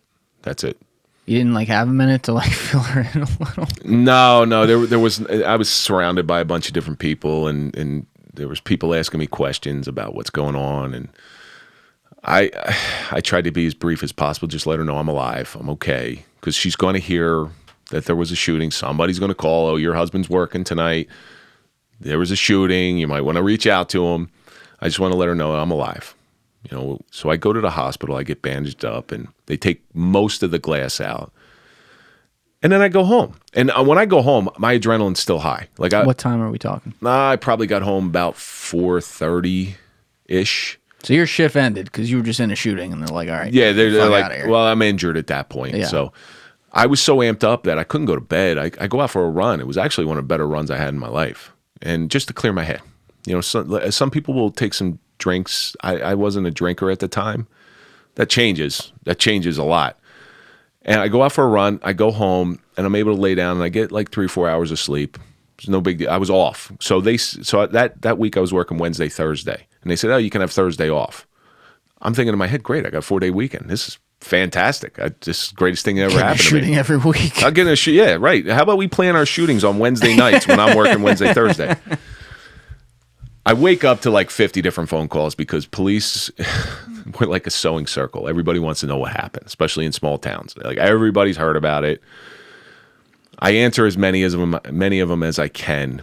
And that Thursday night, you know, obviously my wife is thrilled that I'm home. And she wants to go out just to get away. We get a babysitter for the kids. We just go out to a movie. And we go see a Seth Rogen movie called This Is the End. This is when Seth Rogen was funny. Yes. This was back when this was back when he was funny. It was called This Is the. That's mean. Yeah, he's horrible now. I can't. Let's call it turd a turd.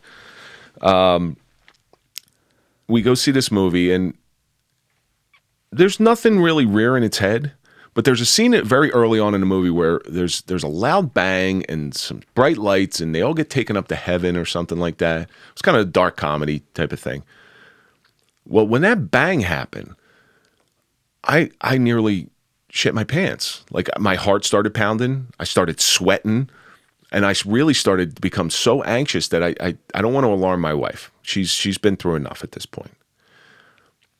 I say, listen, I'm gonna go to the bathroom. I'll be right back. I go out to the bathroom, and I don't go to the bathroom. I just sit in the hall, and I'm hyperventilating. I go, what the hell's going? Like I don't know what's going on. This is bizarre to me. I thought I didn't get it. I couldn't go back in the movie theater. Was this like a full-blown panic attack type situation? Yeah, but the worst one I've ever had in my life. I've had panic attacks before, but this was like this was almost paralyzing. What used to trigger it before that? Having to see my parents. That's the best one I can tell you. Having to see my parents, well, that's not life and death. That's like wow. You didn't grow up the way I grew up. That's like another 3 hours, which I don't think we're going to be here. I don't think it would be for 6. We'll wrap back around to it. Yeah. So something's finally my wife comes out and she says, "Are you okay?" And I'm like, "Yeah, you know what? My stomach hurts. I don't feel very good." Because you don't want your partner to see you weak. Because when you're a police officer, most police officers are type A personalities. We're not going to go to anybody for help. We don't want to show anybody our weaknesses. We want to be that strong person who gets called on to fix things. Well, when you're broken, who are you going to call to fix if you're not willing to ask for help? So we go home that night, and that night, the nightmares start. And it's usually a stupid nightmare. Like I'm back in a shooting, except instead of a gun, I got one of those guns where the bang comes out of it, the flag. Quick, I'm sorry to cut you off. Just quickly, I want to make sure I understand this. It stopped. Like, what made it stop? The panic attack? Yeah. Breathing, just calming down, faking. I guess would be the most apt word. I can't allow my wife, she's been through enough. I can't allow her to see me in this because I'm just going to scare her. And so once you just got your breath at least back, you're like, all right, I'm going to go sit this one out, just relax in there, and then we'll deal with left it later. She left. Oh, she left? No, she left the theater. She's like, I'm not, I said, my stomach doesn't feel good. I'm going to hang out here. She goes, all right, well, let's just go. I think she knew something was going on. She just didn't want to tell me. Yeah. I'm guessing. So we go home and the nightmares start. Now, the problem is again, you got all these different things going on that you don't understand. Nobody's ever prepared you for this stuff. And we're supposed to have critical incident debriefings after something like this. My department, they're less than proactive. So they didn't do it. You're supposed to have it within 48 hours. I think they had one on the following Monday because some bad stuff happened. At least somebody to tell you, hey, look out for this. Look out for A, B, and C. But we never got that. There's also not a ton of shootings in Roseland. It's not standard. They still need to come out and tell, because unfortunately. Oh, sure. I agree. Yes. It was more of a pride thing than anything else. It was like, well, my officers don't need help. Come on, suck it up, rub some dirt on it. We're taught that from a young age. Rub some dirt on it. You'll be okay. So it continues. So that weekend, my wife wants to go down and see my parents down by Atlantic City. Uh-oh. Yeah. Which now I got double anxiety. So we pack everybody in the car and we're like, hey, you know what? Just let's get. She's trying to get me away from that area to try to calm me down. Because again, I think she knows something's going on. On the way home, my 3-year-old spills chocolate milk on his car seat. It's no big deal, right? It's a 3-year-old. I lost my mind. I started yelling at him like I would yell at somebody who just punched me in the face. Like I really just started berating him. And then my wife jumps in to try to protect him, and then I start yelling at her. And that ride home, there were several times when my wife was begging me to pull over so she could get out with the kids. She just wanted to get out of the car. I was a monster. I changed like that. Were you in any way aware of that? I had no control over it. So you know how you have, when you start to feel that agitation coming up inside of you, and a normal person who hasn't gone through this, there's always that thing, that little buffer zone that says, you just calm it down. It's not that big a deal. It's like a voice of reason. That's gone. I don't have that no more. I just go, I see something that aggravates me and I take off. That night was the first time I really said to myself, something's really off here. Something's really, really off. And I don't know. I can't sleep anymore. Like the Thursday night, Friday night, this is Saturday now. I haven't slept in a couple days, so I'm exhausted because every time I go to sleep, there's another nightmare about something stupid. I wake up so wet, I'm not sure if I piss my pants. I mean, my whole body, I change my shirt 3 or 4 times at night. And all these bad things are going on. I have to go to the doctors to try to get the rest of the glass removed out of my arm on Monday. I'm supposed to go back to work on Monday. Now you just to review, you have this trip with your wife. You go home, and then is she saying anything yet? I mean, she wanted to get out of the goddamn car. So, I got to think she was already worried. Now she's got to be like, holy shit. She knew something was changing. She I don't know whether she said it. I can't remember if she said anything to me. She probably did, but she never verbalized it. Not that I can remember. It's also scary for her too. Yeah. She just almost lost her husband. Yeah. So Monday I go to this doctor. I get they're picking glass out of my arm. They're still picking glass out of my arm. And I remember the doctor asking me this question. He says, "Are you okay?" And I said, "Yeah, I got a little glass in my arm. It's no big deal." She goes, "No, it's not what I'm talking about." And she's like, "Are you okay?" And I'm not a guy who cries very easily, or I wasn't. I start bawling crying. I mean, the only time prior to that was when I lost my grandfather that I cried that hard. I was 22 years, as an adult, I was 22 years old. I never cried like that in my life. And she goes, "Okay, well, I'm going to write on the chart. We got to get you some help." That day, the department held one of those critical incident debriefings, and I go in there, and the department took our shotguns out of the cars for some stupid reason. I've been shooting a shotgun since I was 5 years old. I know how to handle shotguns, but they took them out of their cars. Now, all of a sudden, we find out they're putting shotguns back in the cars. I'm like, okay, good. That's good. That's a good thing. Then One shooting, and we got the shotguns back. Right. So then I find out they're only going back in the supervisor's car. I lose it. I'm lucky I didn't get fired on this one because it was a lieutenant who told me, and I start screaming at him, "You tell my wife. I want you to tell my wife that only you get the protection of a shotgun." And to the point where other guys saw this was going on, they picked me up and we had to walk downstairs and put me outside. I can't get any peace from this. I'm obviously not ready to go back to work. I go see a doctor on my own, but then the workers' comp also sends you to doctors who are the worst doctors in the world. They just get paid and they don't give a shit about you. One doctor says, "Well, you're a cop. Didn't you expect to get shot at?" I said, "Motherfucker." I said, "Do you understand that in this country, I think the statistic is 0.05% of the police officers get shot at. 0.01 shoot." What was that line from Everybody Loves Raymond that you said that the guy says? Police work is sheer boredom interrupted by brief moments of horror. My God, it's so. I just keep thinking that while you're saying this, because it's like, how many guys literally put in 35 years on the job, and mostly, minus a few little hairy situations, never see shit if they're like a cop in Roseland or something.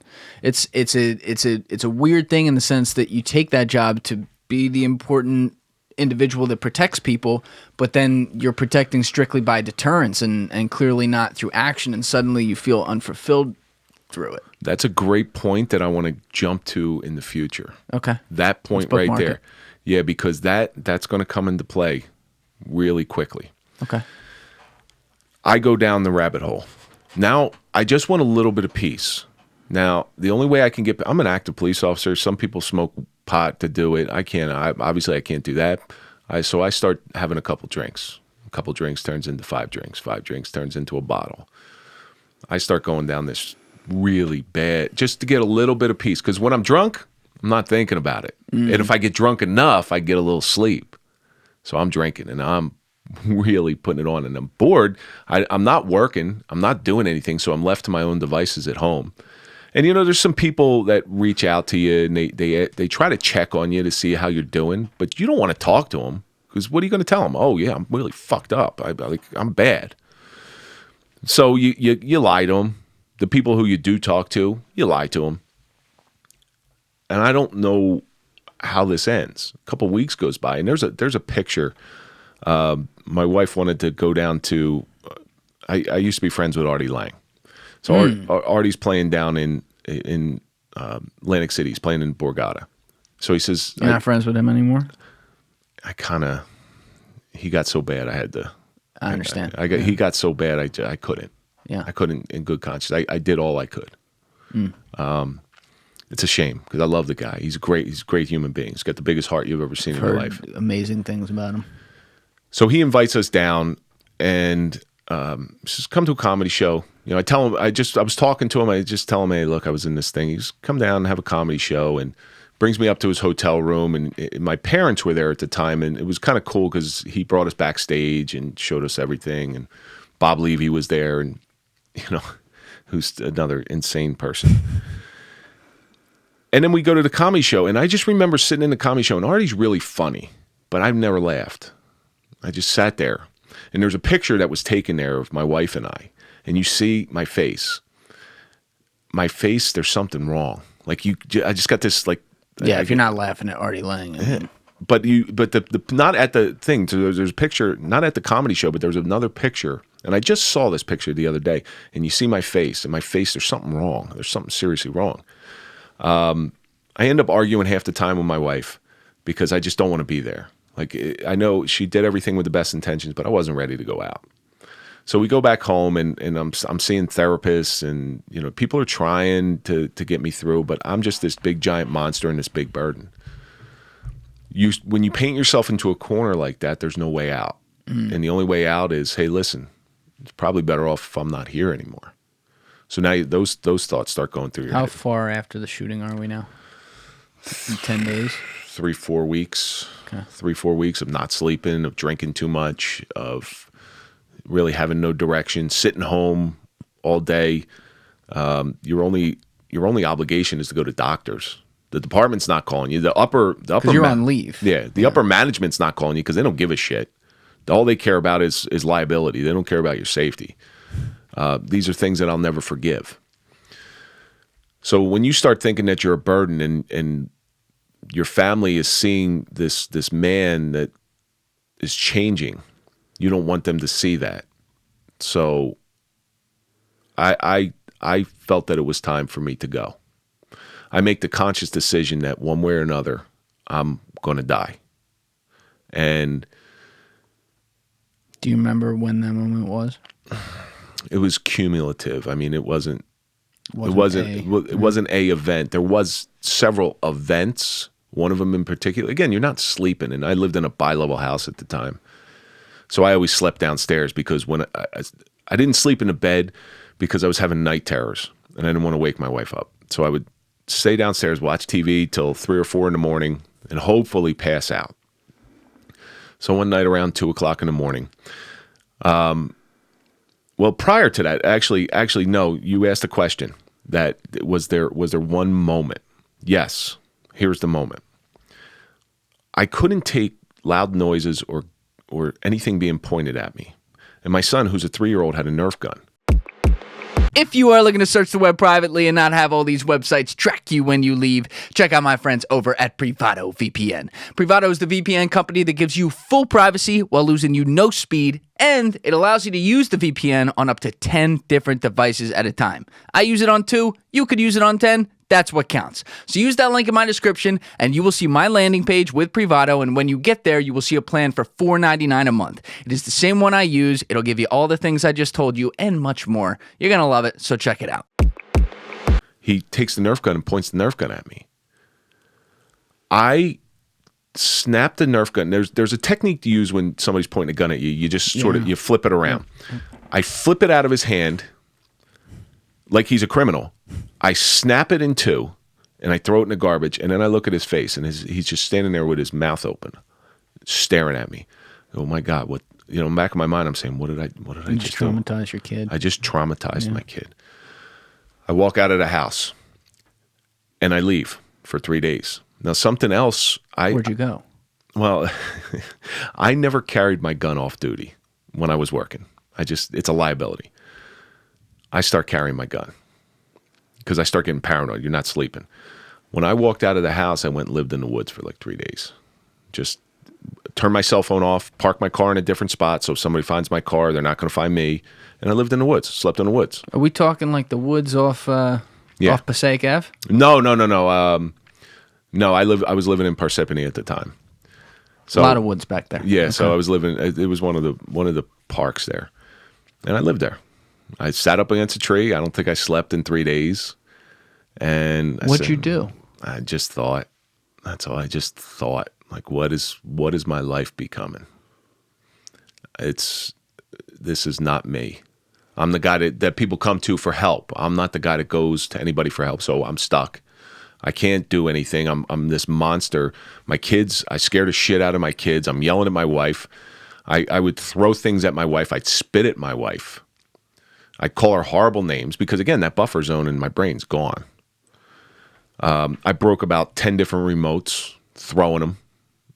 One of them, which she still reminds me to this day, that I actually banked it off the TV and it hit her in the head.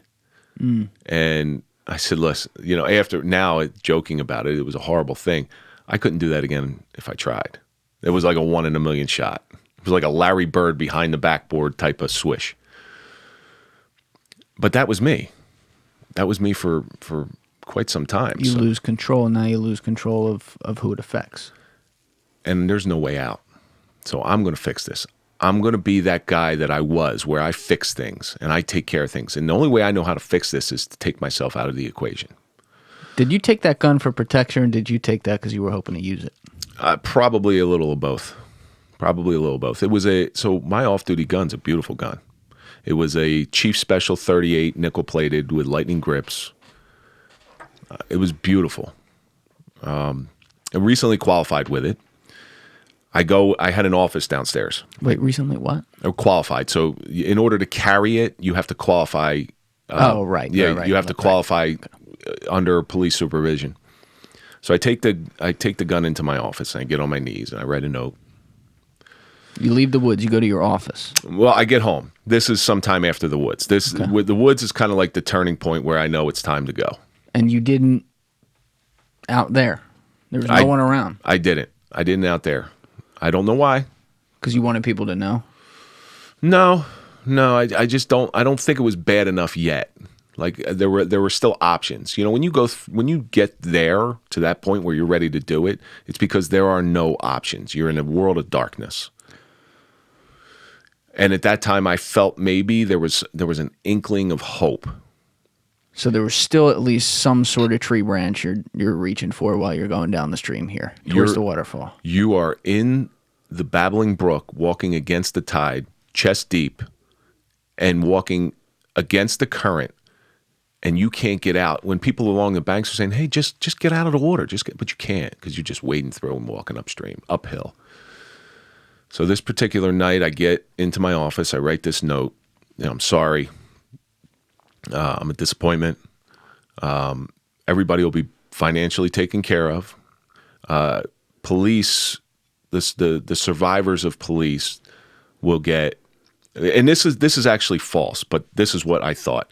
She's going to get half my salary for the rest of her life, health benefits, a payout of 3 times what my ending salary is. It turns out that that's not true. But I think she's going to be financially taken care of.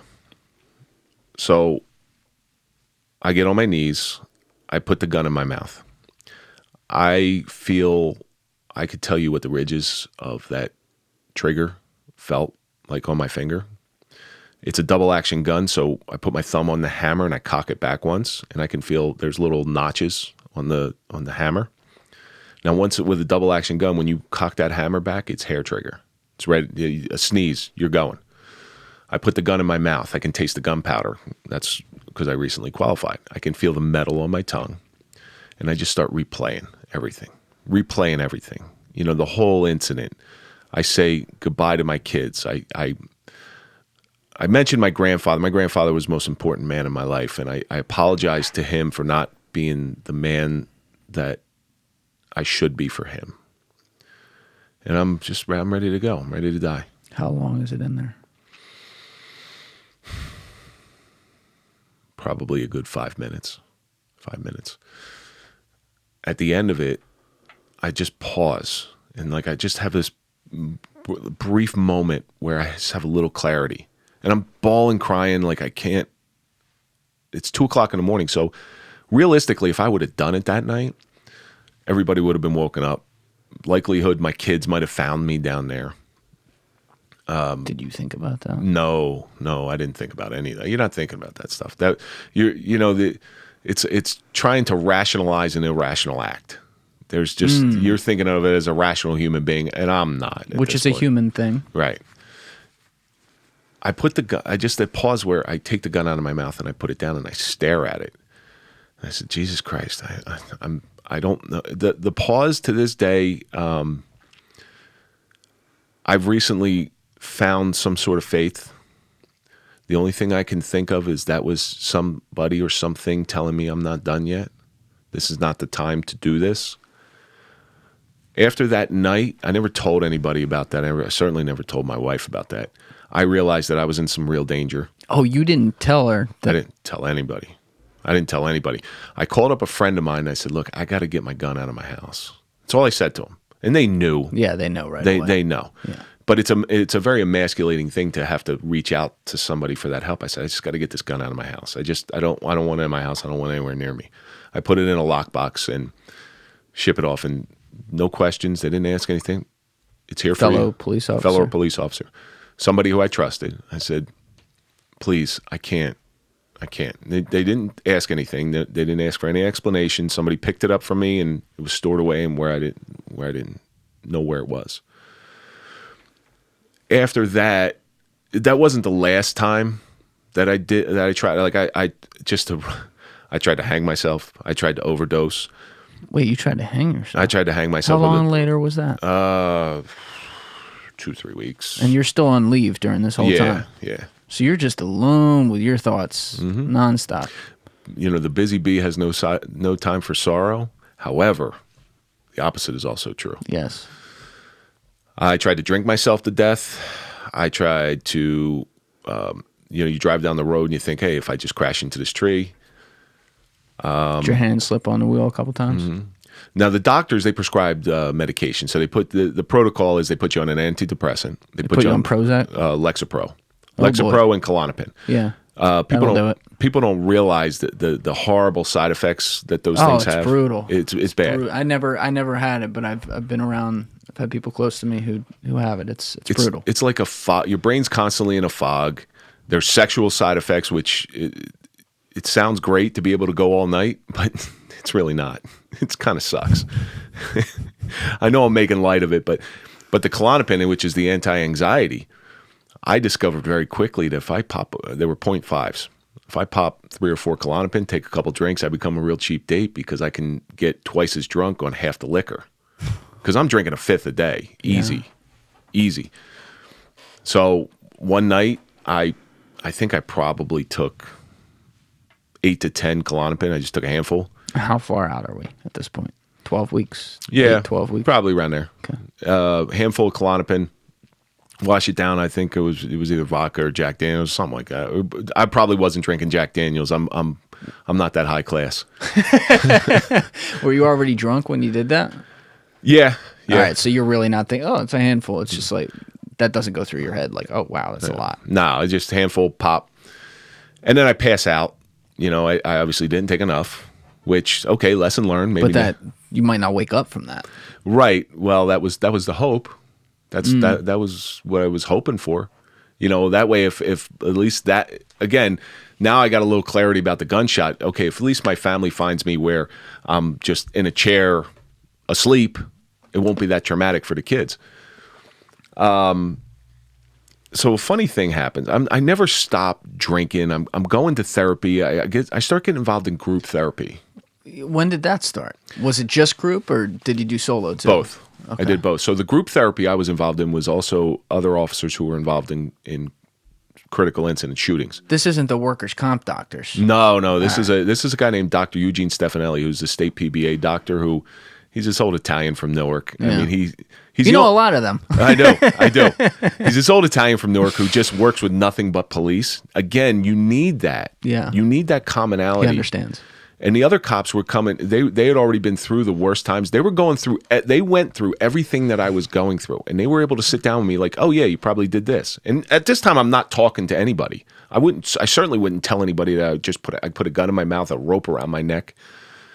They were like, "Oh yeah, you probably did this." Oh, and they started pegging everything that I did. Oh, you're probably drinking too much. Do you not to get like too deep into it, but I just always have questions about this stuff because I think all of us are fallible in different situations to lose control of our thoughts. It's a very scary thing. I don't think there's anyone in this world who is above that.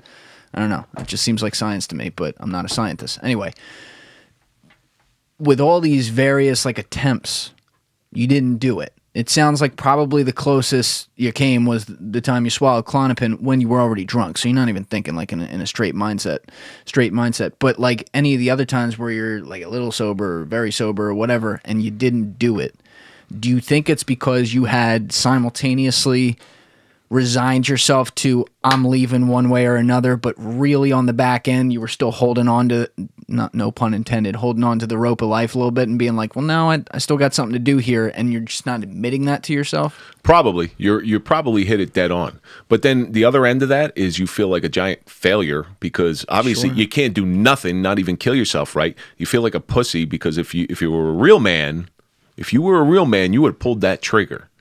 It's the biggest lie. We tell ourselves some serious lies in this life. Like, the world's better off without you. Lie. Shooting yourself in the head is the best way to go. Lie. Because I've been there right after people have shot themselves in the head. They don't die right away. There's a death gurgle. And it's brutal. And they're alive for a while. And they're conscious. Most of them are conscious. You've seen that. Oh, plenty of times. Plenty of times. The only one that I've ever seen that has died instantly, a guy used a .30-30 rifle.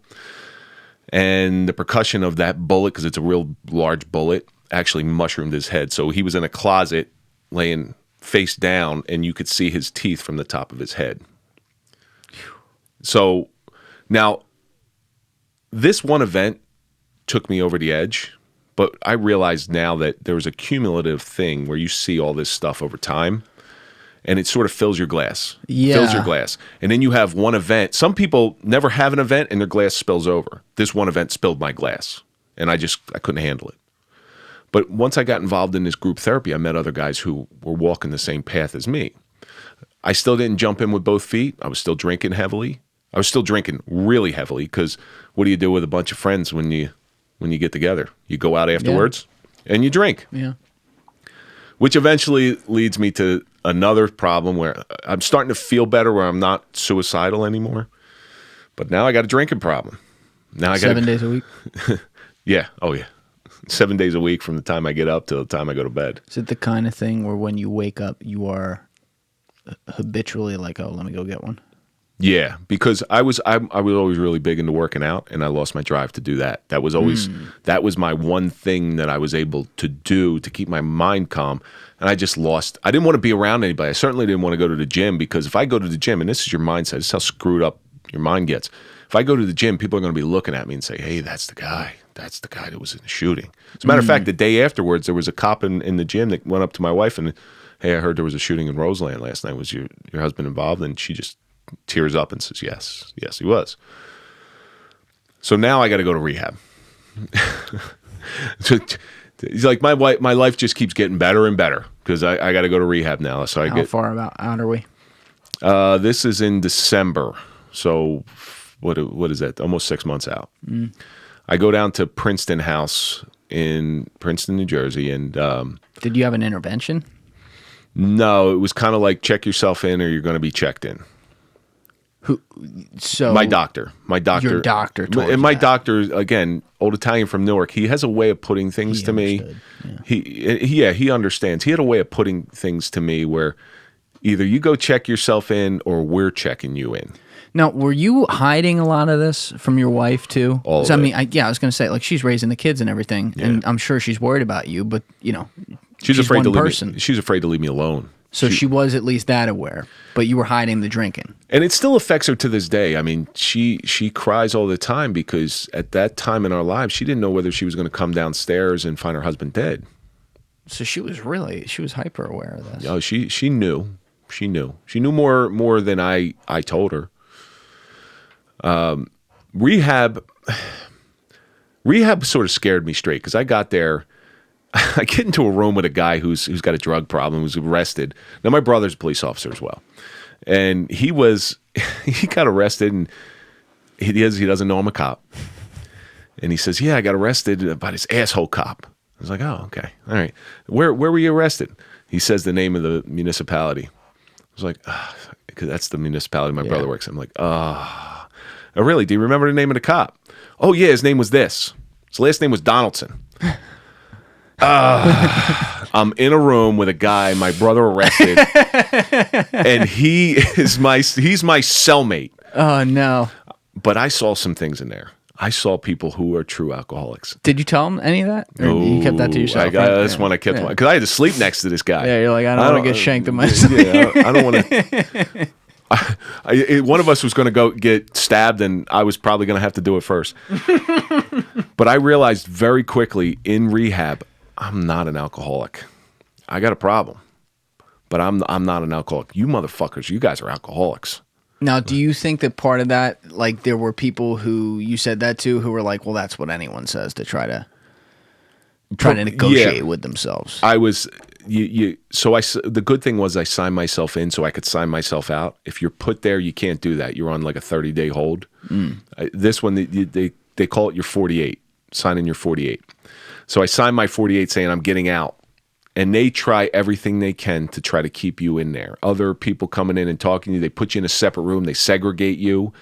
You have to eat your meals in a separate room. I mean, it's really bad. And I'm like, no, I'm done. I'm telling you now, I'm done drinking because I don't do very well in confined spaces. Thankfully, I never went to jail because I just don't do well. I'm very claustrophobic. Were you thinking about alcohol in there? Like, did you want it?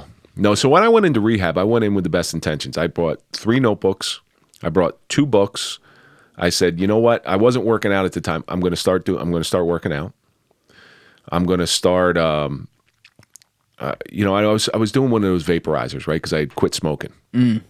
Well, they don't allow the vaporizers in there, so then I go back to. They allow cigarettes, but not vaporizers. So then I went back to smoking. That was a whole other thing. But I wanted to use this. Okay, I'm going to write. I'm going to create.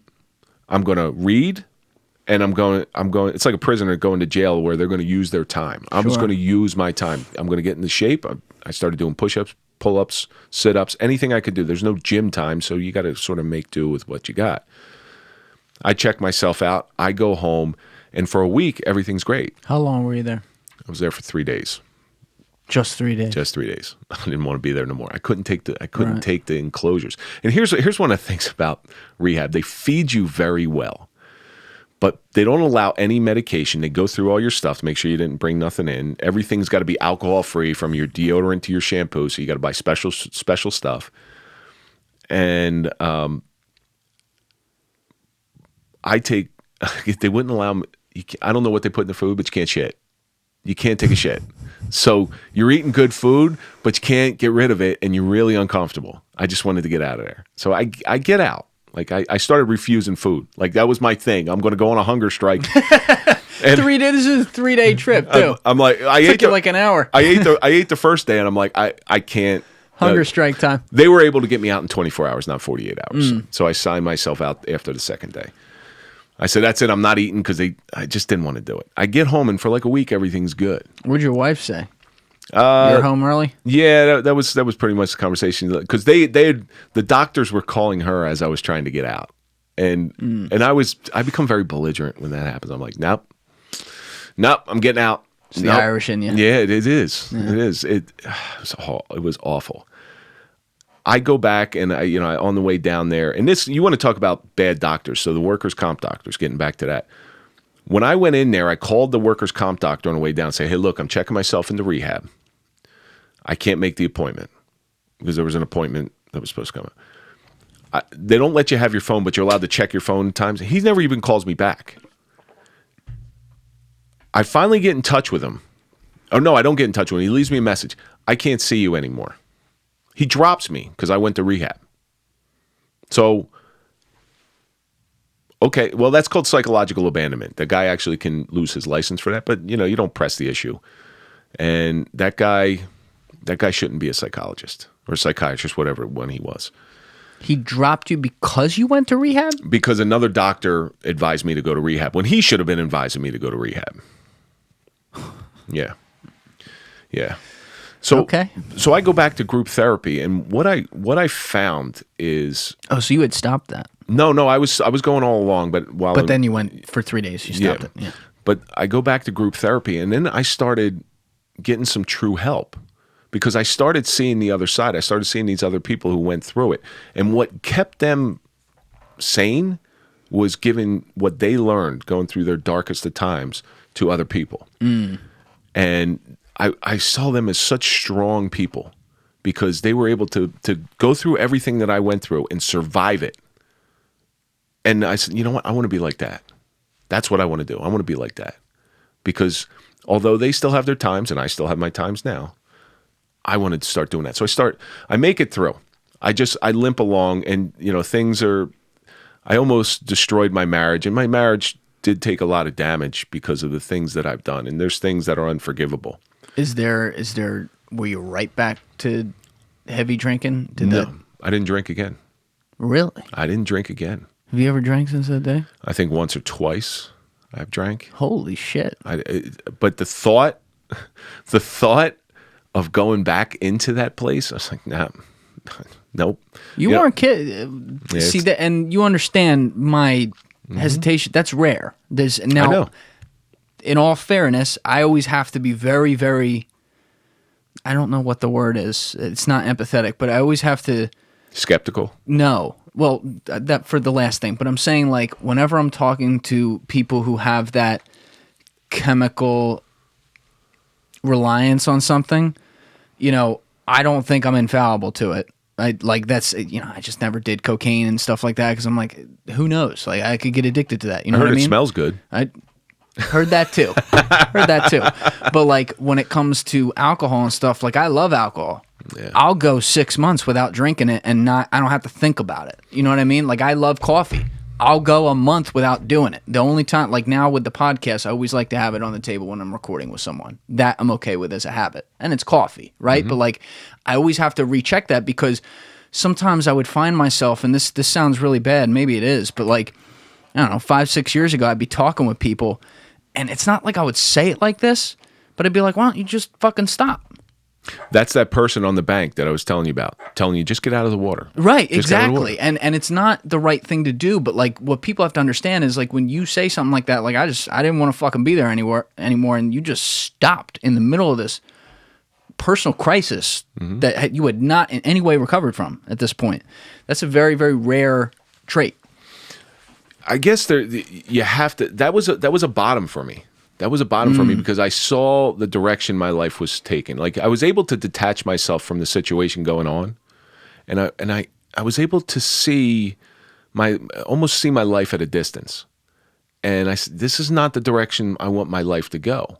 So when I went back to therapy, and I wanted to be like those guys, I got through my retirement. I was able to retire because there's no way I could be a police officer anymore. You had made that decision. I made that decision right before I went to rehab, which was a tough decision, but like I never even thought about it. So a lawyer friend of mine says, you really need to retire. My doctor said, you really need to retire. And he did this test with me. So he brings it, and this is a ballsy move. He brings in a gun into the therapy session. It was a 1945 Colt Army issued. I don't know the make of it, but this is the Italian in New York. Oh yeah, because he's insane. Eugene, put that in your hand, will you? Eugene Stefanelli, and that's how he talks too. He obviously. No, I've known a lot of Eugenes, as you can tell. So obviously it's unloaded. Yeah, it's got Bakelite. I can still see it. It's Bakelite handles, and he puts it. He goes, "Hey, look at this gun. You know, I just found this one in my collection, and I want to show it to you." Puts it in my hand, and he puts the thing in my hand. It must have weighed. It felt like it weighed 9,000 pounds. And I'm just looking at it, and he's looking at me. So this was actually very brilliant of him. He's looking at me and my reaction to me holding this gun. And, you know, it was so uncomfortable in my hand. From the minute it touched my hand, all I wanted to do was give it back. But I didn't want to seem unmanly. Like, that's a manly thing to do. Hey, that's a nice gun, you know? He's looking for that. He's looking for how my reaction is. Because at that point, he says it often to this day, because he's still a very good friend of mine. He goes, I knew at that moment you can never be a police officer again. So now he tells me, he's like, yeah, you need to retire. It's kind of like, I'll bet it's like this. So if I'm speaking wrong, let me know. But you know when you see drunk people get pulled over and they try to act sober? Yeah. Yeah. I mean, you've seen this a million times. You were a cop, right? Now, I haven't seen it a ton, but I've seen it maybe not when people are getting pulled over, but I've seen it like when they're walking past a cop, like on the street or something like that in the city. It's like you might as well just hold up a big sign that says, arrest me, right? So when you're holding that gun, you're probably, I'm just guessing here, looking at it like, oh yeah, it's fucking nothing, man. Yeah. But he's over there watching your fucking shoulder twist, you know, watching you look up and down at it real fast. Your pupils will dilate in and trying to be like, I'm good, bro. I'm good. I think just like, nah. I think he said I actually started to sweat. Yeah. I started to sweat. So he takes the gun away from me, and that was it. So I get through retirement. I retired officially June 1st, 2014. Listen, I'm better than what I was at this point. I'm not there yet. My wife and I are still fighting horribly because slowly but surely I'm starting to get that buffer zone in my mind. And for the best way I can explain that is if somebody does you wrong and you see them on the street, like, or you say in your head, if I see them on the street, I'm going to spit on them. And then you see them and you don't spit on them because there's that thing in your head that says, it's not a good idea. That's when the brain injury happens, that's gone. The governor's gone. It's gone. I get through and I have now, again, the primary identity is now what? Now what do? I'm retired. And I sat in front of the pension board thinking that this is going to be a big moment. They grant my pension. You think you're going to jump for joy when you get your pension granted. And it's kind of like, okay. I remember calling my wife and saying, hey, well, I got my pension. She goes, aren't you happy? And yeah, that's what it was like. Because I didn't now I didn't know what to do. I really didn't know what to do. I have to reinvent myself. Now, hold up a minute. This is another thing because you're retiring about a year later, but obviously they're doing tests on you, like your psychologist where it puts the gun in your hand, stuff like that to figure out if you're still fit to do this, and they figure out you're not. But like, you're young. I mean, you've been doing this 13 years, but you're what, like 35, 36, 37? 39 when I retired. So you're not even 40. You got your whole life in front of you. You have a young family. You got to earn. Obviously, you're going to get a pension. Like, you have some help. But like, it's not like you're 65 hanging it up. Had you thought about what the fuck I'm going to do with my life? No. All I knew is it wasn't going to be police work.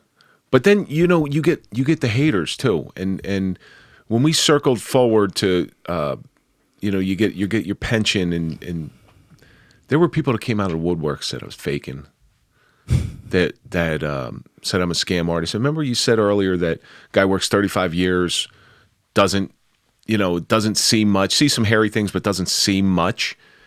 Well, that's a problem because those are the people. I have a bad taste in my mouth the way I left it.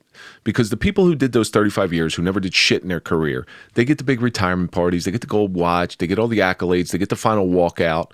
I didn't get any of that. And I did something where I almost lost my life. Something that affected me for the rest of my life. And that's why I always left with a bad taste in my mouth. So when I separated, I had people, I actually had people call me a jerk off. Because they didn't understand. They didn't get it. And one guy in particular, and I don't wish ill on anybody, who said some horrible things about me. Never to me, because they don't have the balls to say it to you. About me. His brother ends up getting in a critical incident and tries to retire. And I'm sure his tune changed really, really quick. That's how it goes. Yeah, you don't understand this. And that's a good point, though, because you don't understand any of this until you have some perspective and you go through it. Once I was on the other side, all I knew was I'm not going to be a security guard. I don't want anything to do with law enforcement. The best thing I did was there was this old Marine that lived around the neighborhood. He was a builder. And he built a house across the street from me, so I knew him. He's one of the few people that stopped by and checked on me every single day. Because as gruff as he was, he understood. He knew. My uncle who was prisoner of war, knew. There's a guy, drank his whole life, no relationships, fought all the time. That man had PTS. It killed him. Yeah. It literally killed him slowly. So this old Marine, he comes to me one day and he says, You're gonna come to work tomorrow. I said, I don't know, I'll help you out. He's building a house not too far away from where I lived. He's like, no, you're coming to work. And that's how he talked to me. His name was Bill Taylor. He was like, you're coming to work. Like, okay. Like at his company? He was a builder, so as a laborer, just go build houses. Let's go get out of the house. Let's get out of the house. That's all he was doing. He got me out of the house, and I found something that I really enjoyed because there's a freedom to construction. There's in the police world, if I have a disagreement with another officer and let's say we get into a fight, well, there's internal affairs, there's you could lose your job. In construction, if there's a fight on the job, there's a fight on the job, and then you get back to work. Yeah. There's that freedom. And that's... I wonder why the mob loves construction. Oh, they love it. Now I know. Well, they make a lot of money, that's why. So, but nevertheless, I always continued still staying at therapy. And I always helped those. So once I was through it, I was helping other people along with it. Because when you're around people of similar damage, there's a bond. It's kind of like the soldier that goes through basic training with somebody, and they usually stay connected to those people for the rest of their lives because there's brotherhood in suffering. So those people that were in that group, we bonded. And, I just got a text from, we're in this group text, and there's some horrible things getting thrown out in those text messages. Like really bad stuff. What are we talking here? Like horrible stuff that if it ever got out, they'd put us back into the psych ward. But that's we relate to each other that way. We relate to each other through really dark humor, and it's a place where we feel normal because we understand each other. So fast It's kind of forward, like owning it a little bit. Yeah, right? you own it. Hey, look, you wear it as a badge of honor. Right. And it took me a long time to get there, to stop trying to numb my pain with alcohol, stop trying to numb it through bad behavior, just running away from it. My partner always breaks my chops because my partner, Mike Felice, because he always breaks my chops because I bring this theory up. Years ago, I read this book. Is he still in the job? No, he was also in a shooting. My partner, Mike, he was a Lyndhurst lieutenant, and that's a little bit of a different neighborhood. Lyndhurst, not don't totally, let him fool but... you. It's still Bergen County. It's still Bergen County. They make big bucks there. So a year after I retire, I see this guy walk in. Now the thing with Mike is, I worked with Mike's brother 25 years prior in a different job. And I see Mike, and I knew Mike, but I didn't know him. I see him walking in, and I see that look in his eye. And I said, oh, my God. I said, Mike, what's going on? He's like, yeah, I was in that shooting. Me as somebody who's coming on the other side of it, I'm starting to see the light at the other side. I identify that in him. That he's about to go on this ride, and there's nothing I can say. There's nothing I can do. All I can do is walk alongside of him. See, when we're in our darkest of times, what we don't realize, when we're in that dark tunnel, we think we're all alone. We think nobody understands us, and there's no help. What we don't realize is there are people walking alongside of us. But they got night vision on, so they can see. You just can't see them. It's not until you get to the other side that you see that there's this group of people that walked alongside of you and helped you through. So that's what I did with Mike. And you want to talk about service? Like, I love being a police officer for the service portion of it.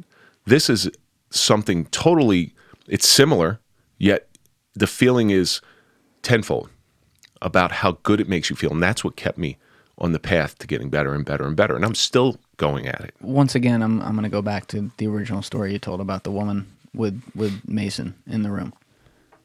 I mean, the signs were like you had a passion for this. Because again, like you weren't, as you said, you weren't gung-ho about being a cop. It was like, oh, it's a job. And then you're like, wow, this is serious shit. Like, cool. You know what I mean? But you got the fulfillment out of the relation. It's very clear to me. You got the fulfillment out of the relationship with the community. And I'll even say this.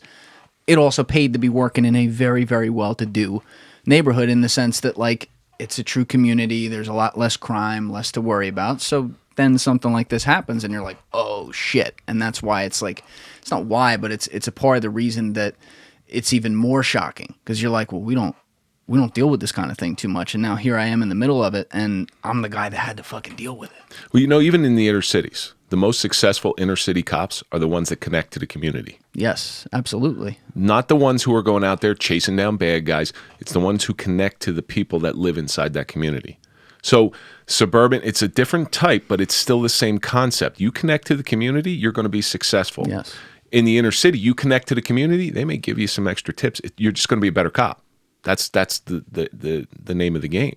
But walking people through that darkness, making sure they don't go through the same things They don't think that they're all alone. The worst thing anybody can think that they're all alone. So you walk alongside them and you bring them through. And out of that, during the lockdown, I said, you know what? We weren't having group therapy.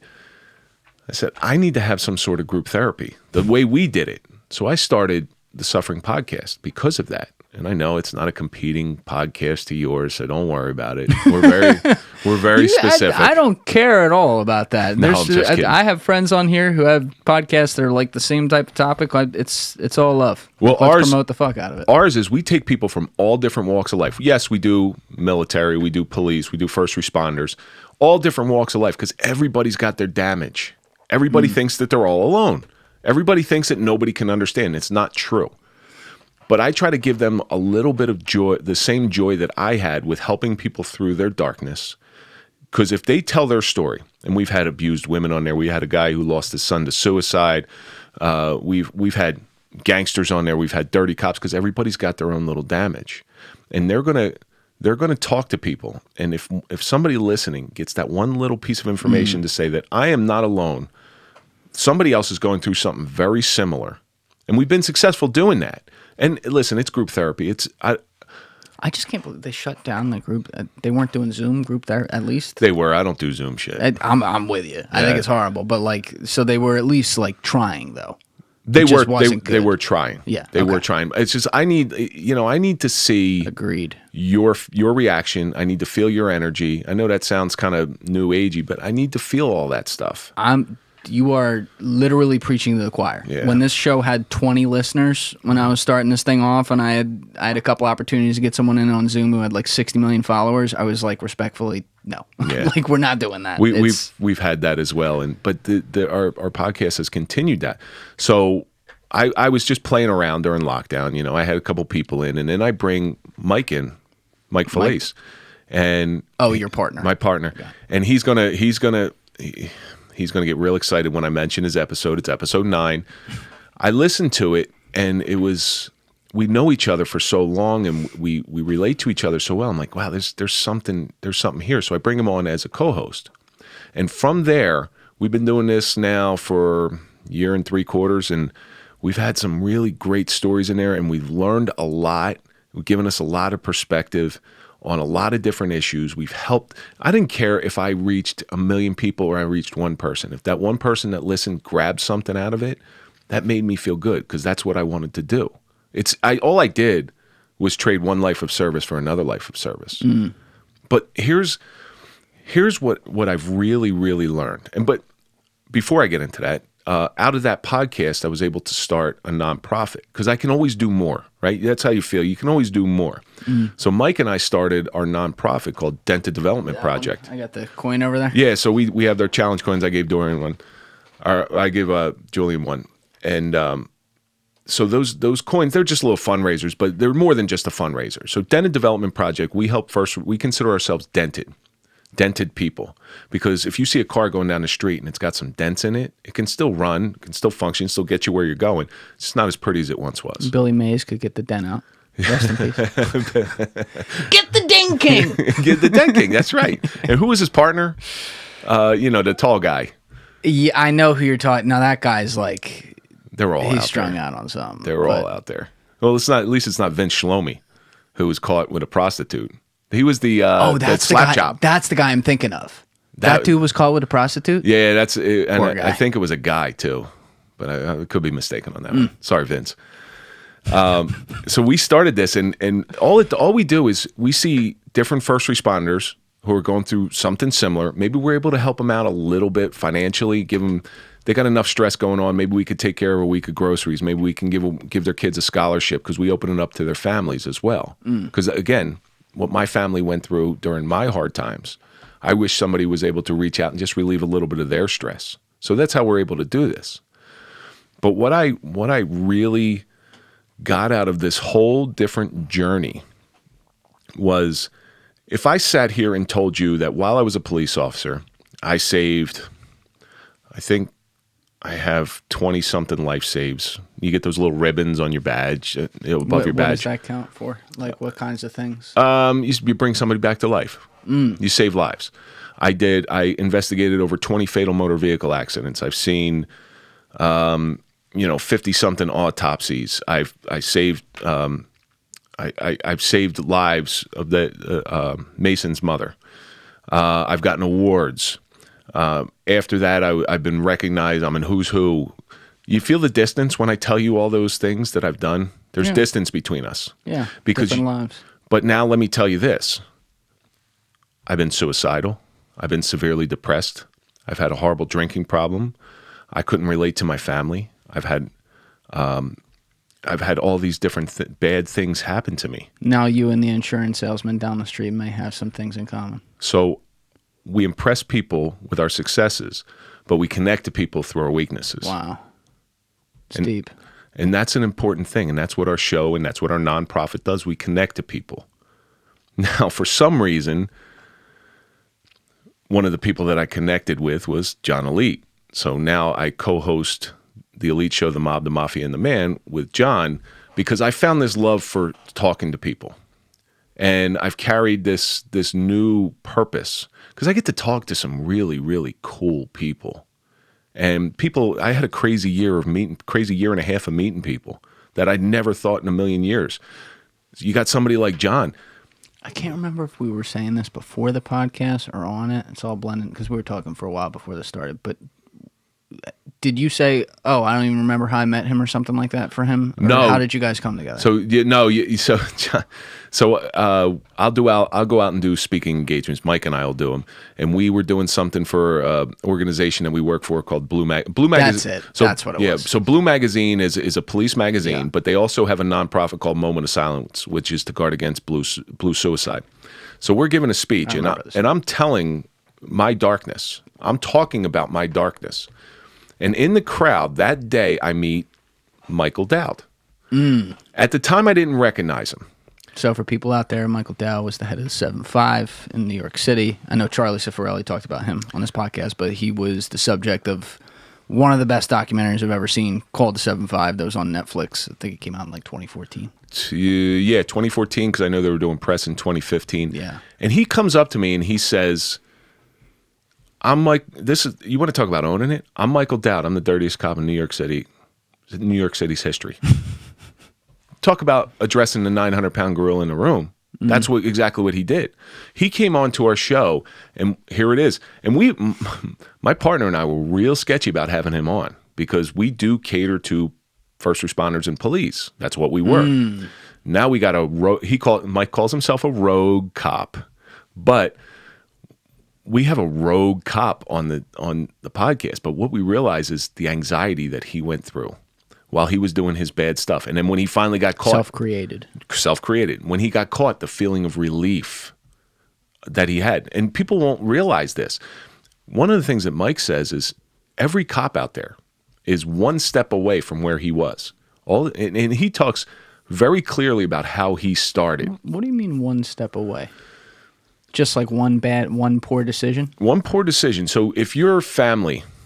He got his start because he took money from somebody in lieu of arresting them. It was a nominal amount of money, right? That's all it takes. At the time, New York City Police Department was making probably $22,000, $26,000 living in New York City. Which is like nothing. Right. You're having financial troubles. So here's this guy that's got a big fat wad of cash in his pocket. He's not going to tell anybody. And we're all that one step away. One step away from that bad decision, that wrong decision, the decision you may regret for the rest of your life, but you make it. And it was a great episode.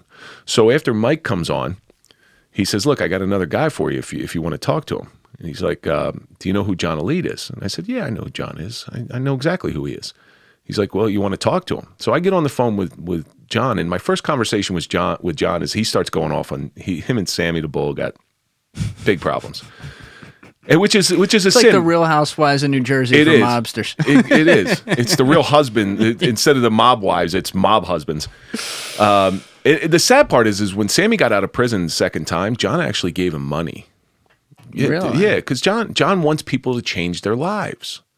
So my first conversation with John, he starts going off on Sammy about something. He's like, "He's such a fraud. He's only killed one person." I said, "Stop." I said, stop right there. And he came in, and we had a great time. And I got to see the man behind what you see on Fear City on Netflix. All right, so my wife and I are watching Fear City when it came out, and here's John sitting there, his arms are crossed, and he's playing this tough guy. And she goes, "Is that the guy? Is that the guy I met?"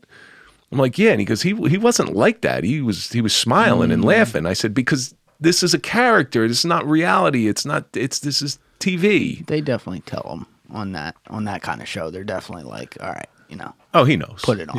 Yeah, he knows. But how else is he going to get his other message across? Because people are tuning into him. Oh, fuck yeah. To listen to mob stories. People love that shit. And when people ask me about police work, they don't want to know about Mason's mother. They want to know about police chases where I was doing 120 miles an hour in a Crown Victoria, where I'm calling out, you're supposed to call out your speeds. Like, yeah, I'm doing 70. Meanwhile, you're weaving in and out of traffic. They want to hear about that stuff. They don't want to hear about the good stuff. Again, it's bringing it, they debase the real meaning of the job. Why do you think that is? People are trying to live vicariously through, they know they'll never be a mobster. They know they'll never be a cop. They want to know what it feels like. They want to know what it feels like. I was asked on a show once, what did it feel like carrying a gun? And the son of a bitch used it as a soundbite. Because my answer was, because there's a lot more that went after it. It was, I said, well, it's like having another dick. But what you understand real quickly is that gun becomes a liability. And people don't realize that. The open carry people are like, oh, I wish I could carry a gun. I said, you really don't understand. It's not. It's a big responsibility. Yeah. That you own that bullet when it leaves the gun. What are you going to do? Take it out? I mean, like, that's what people... I don't understand why our culture's done that. Where we've made it. Because let's call it what it is. People make it like a second dick. Like, that's how they treat it. It's true. But, like, it's a fucking tool. And the fact of you pulling it out, now what happens if you're not justified in using that? Now you have a 1 or 2 pound paperweight that you need to throw as far away from you as possible, because when the real danger hits, they're going to use that against you. Yes. So I understand and I believe in the Second Amendment. I really do. I hate guns. I can't stand guns. Do you have one again? Yes, I do. Where does it stay? It stays in a lockbox. I believe in the Second Amendment. I believe in your right to own a gun. I also believe in your right to not own a gun. Agreed. My thinking with the gun is there's so many deer in my neighborhood that if I ever go hungry, I got plenty of food. Really? Yeah. That's pretty much. There's not a little bit of that human, like, protect my family. No, I hit him over the head with a baseball bat. So I mean, don't bring a bat to a gunfight. I mean, I keep the Louisville right back there. Don't get me wrong, but like pepper spray is a lot more effective and it won't kill you. If you've never been hit by pepper spray, that's why they call it karate in a can. That'll bring you to your knees, and you're not going to be able to do anything about it. That's what John should have done. Pepper sprayed everybody. Pepper spray. Well, now they'd have paid real fast. We just came out with something called the Michael Dowd, because John sells baseball bats. Because go to johnalite.com. You'll see him. He sells baseball bats because two things. He was a very good baseball player, and he used to baseball bat people. Yeah, I think it was more the latter there. So on one of the recent shows, and it's on my Instagram. Can I give my Instagram? So you can say whatever the fuck you want. So I have a couple different Instagrams. I have one for Dented. It's at Dented Development Project, and then I have one for at The Suffering Podcast, and I also have one at Real Kevin Donaldson. So at Real Kevin Donaldson, you'll see a live video we just did. We just introduced the Michael Dowd memorial, or the Michael Dowd Special Edition baseball bat. It's actually a wiffle ball bat that he signed. You were going to say the Michael Dowd memorial scholarship or some shit. I'm like, it's for the cop's child who's done a lot and stolen a lot. But I'm sorry. Go ahead. But we just that's the type of people that I hang around now. I have people on both sides, but we all have a common goal. Because bottom line is, life's pretty great. Life wasn't always great, but I had to go through that. And I appreciate going through that now, because now I appreciate what a truly great life is. A truly great life is helping other people, giving people a hand up instead of pushing them down. is helping people along through their darkness to show that that's going to ultimately become their strength. And it's therapy for you too, because it keeps you self-aware. You know what I mean? Like if you're thinking about, and it's a great selfish thing in something like this. I think it works both ways. Like that you found this, but like if you're thinking about how to strategize and help other people solve their problems without doing it for them, you're then forced to actively think about your own demons and like, okay, well, I told so-and-so to do this because I know that works. So wait, I got to do that too. You know, it's like this self-fulfilling prophecy in like a great way. But I also have a lot of good resources too. So one of the things that I've recently gotten involved with is a couple different nonprofit organizations. Like, I have a lot of friends in the cannabis industry, but again, you know, my feelings with cannabis is it's not a cure. It's a masking thing. It makes you feel better for a short period of time, like alcohol does, without the harmful side effects of alcohol. Right. But there are some new things on the horizon to help along PTS. There's the ASM Foundation, which helps it through psilocybin. So psilocybin is the active ingredient in magic mushrooms. Now, when did you start learning about this and get involved with them? I've always explored. I read a lot. I've always explored different alternative methods like ibogaine. So ibogaine you can only get in Mexico, and it's a psychedelic. You go on a trip. You're walked through with a therapist, and then there's a doctor in the room. The therapist, they call it a guide, but you go on a basic 12-hour trip. When did you start looking at this stuff? Probably shortly after I started the podcast. I started getting people reaching out. Oh, so not that long ago. Not that long ago. Ayahuasca is the same thing. So it's basically the same thing. As I was coming down here today, I was on the phone with a guy, Adam Espo. He's a retired New York City cop, and he did ketamine shots. So you get high as shit. You trip. Yeah, ketamine will do that. Yeah, you trip. Yeah. But what it does is it kind of power washes your brain. But with the psilocybin has been shown, there's some studies out there that show that it rewires the brain, and so your synapses during PTS get damaged. Now, with psilocybin, it actually can regrow synapses and actually start to heal and repair the brain. Same thing with ketamine. And I was just I have a cousin who was one of the Navy divers on the USS Cole, and he's never been good since. And that, for people listening, that was 1998 bombing, and was it Saudi Arabia? Yemen. That's it. So he was one of the divers. He was one of that was the precursor to 9/11. Yes. He was one of the Navy divers that went down there to recover the bodies, where one of the bodies was plastered up against the side so long that he actually had to torch it out. Oh. Now, when he torches it out, you burn flesh because the guy splattered up against the wall and fused to the wall. He still smells that flesh, 24 years later. Can I ask you a question? This is going back a little bit, but I don't want to forget this because it's come up a couple times. I'll let it go past. You mentioned specifically the fact that, I forget the way you said it. It was a great visual where you were talking about how your shooting kind of put things over the top, but all these other things of just like seeing things adds up over time. I mean, to me, the only dead bodies I've ever seen are someone who went from sickness. You know what I mean? Like, I've never been to a shooting funeral where there was open casket or anything. I wasn't next to a body when any of this stuff happened. Like, do you get a lot of demons from that specifically that are now just sprouting up because you had the shooting and you've dealt with demons from that? Or is it kind of like separate boxes for you? I don't mean to categorize. No. My original definition of PTS was knowing you're about to die, accepting it, and not dying and then having to live with the consequences. And yes, that is true, but that's not the whole picture.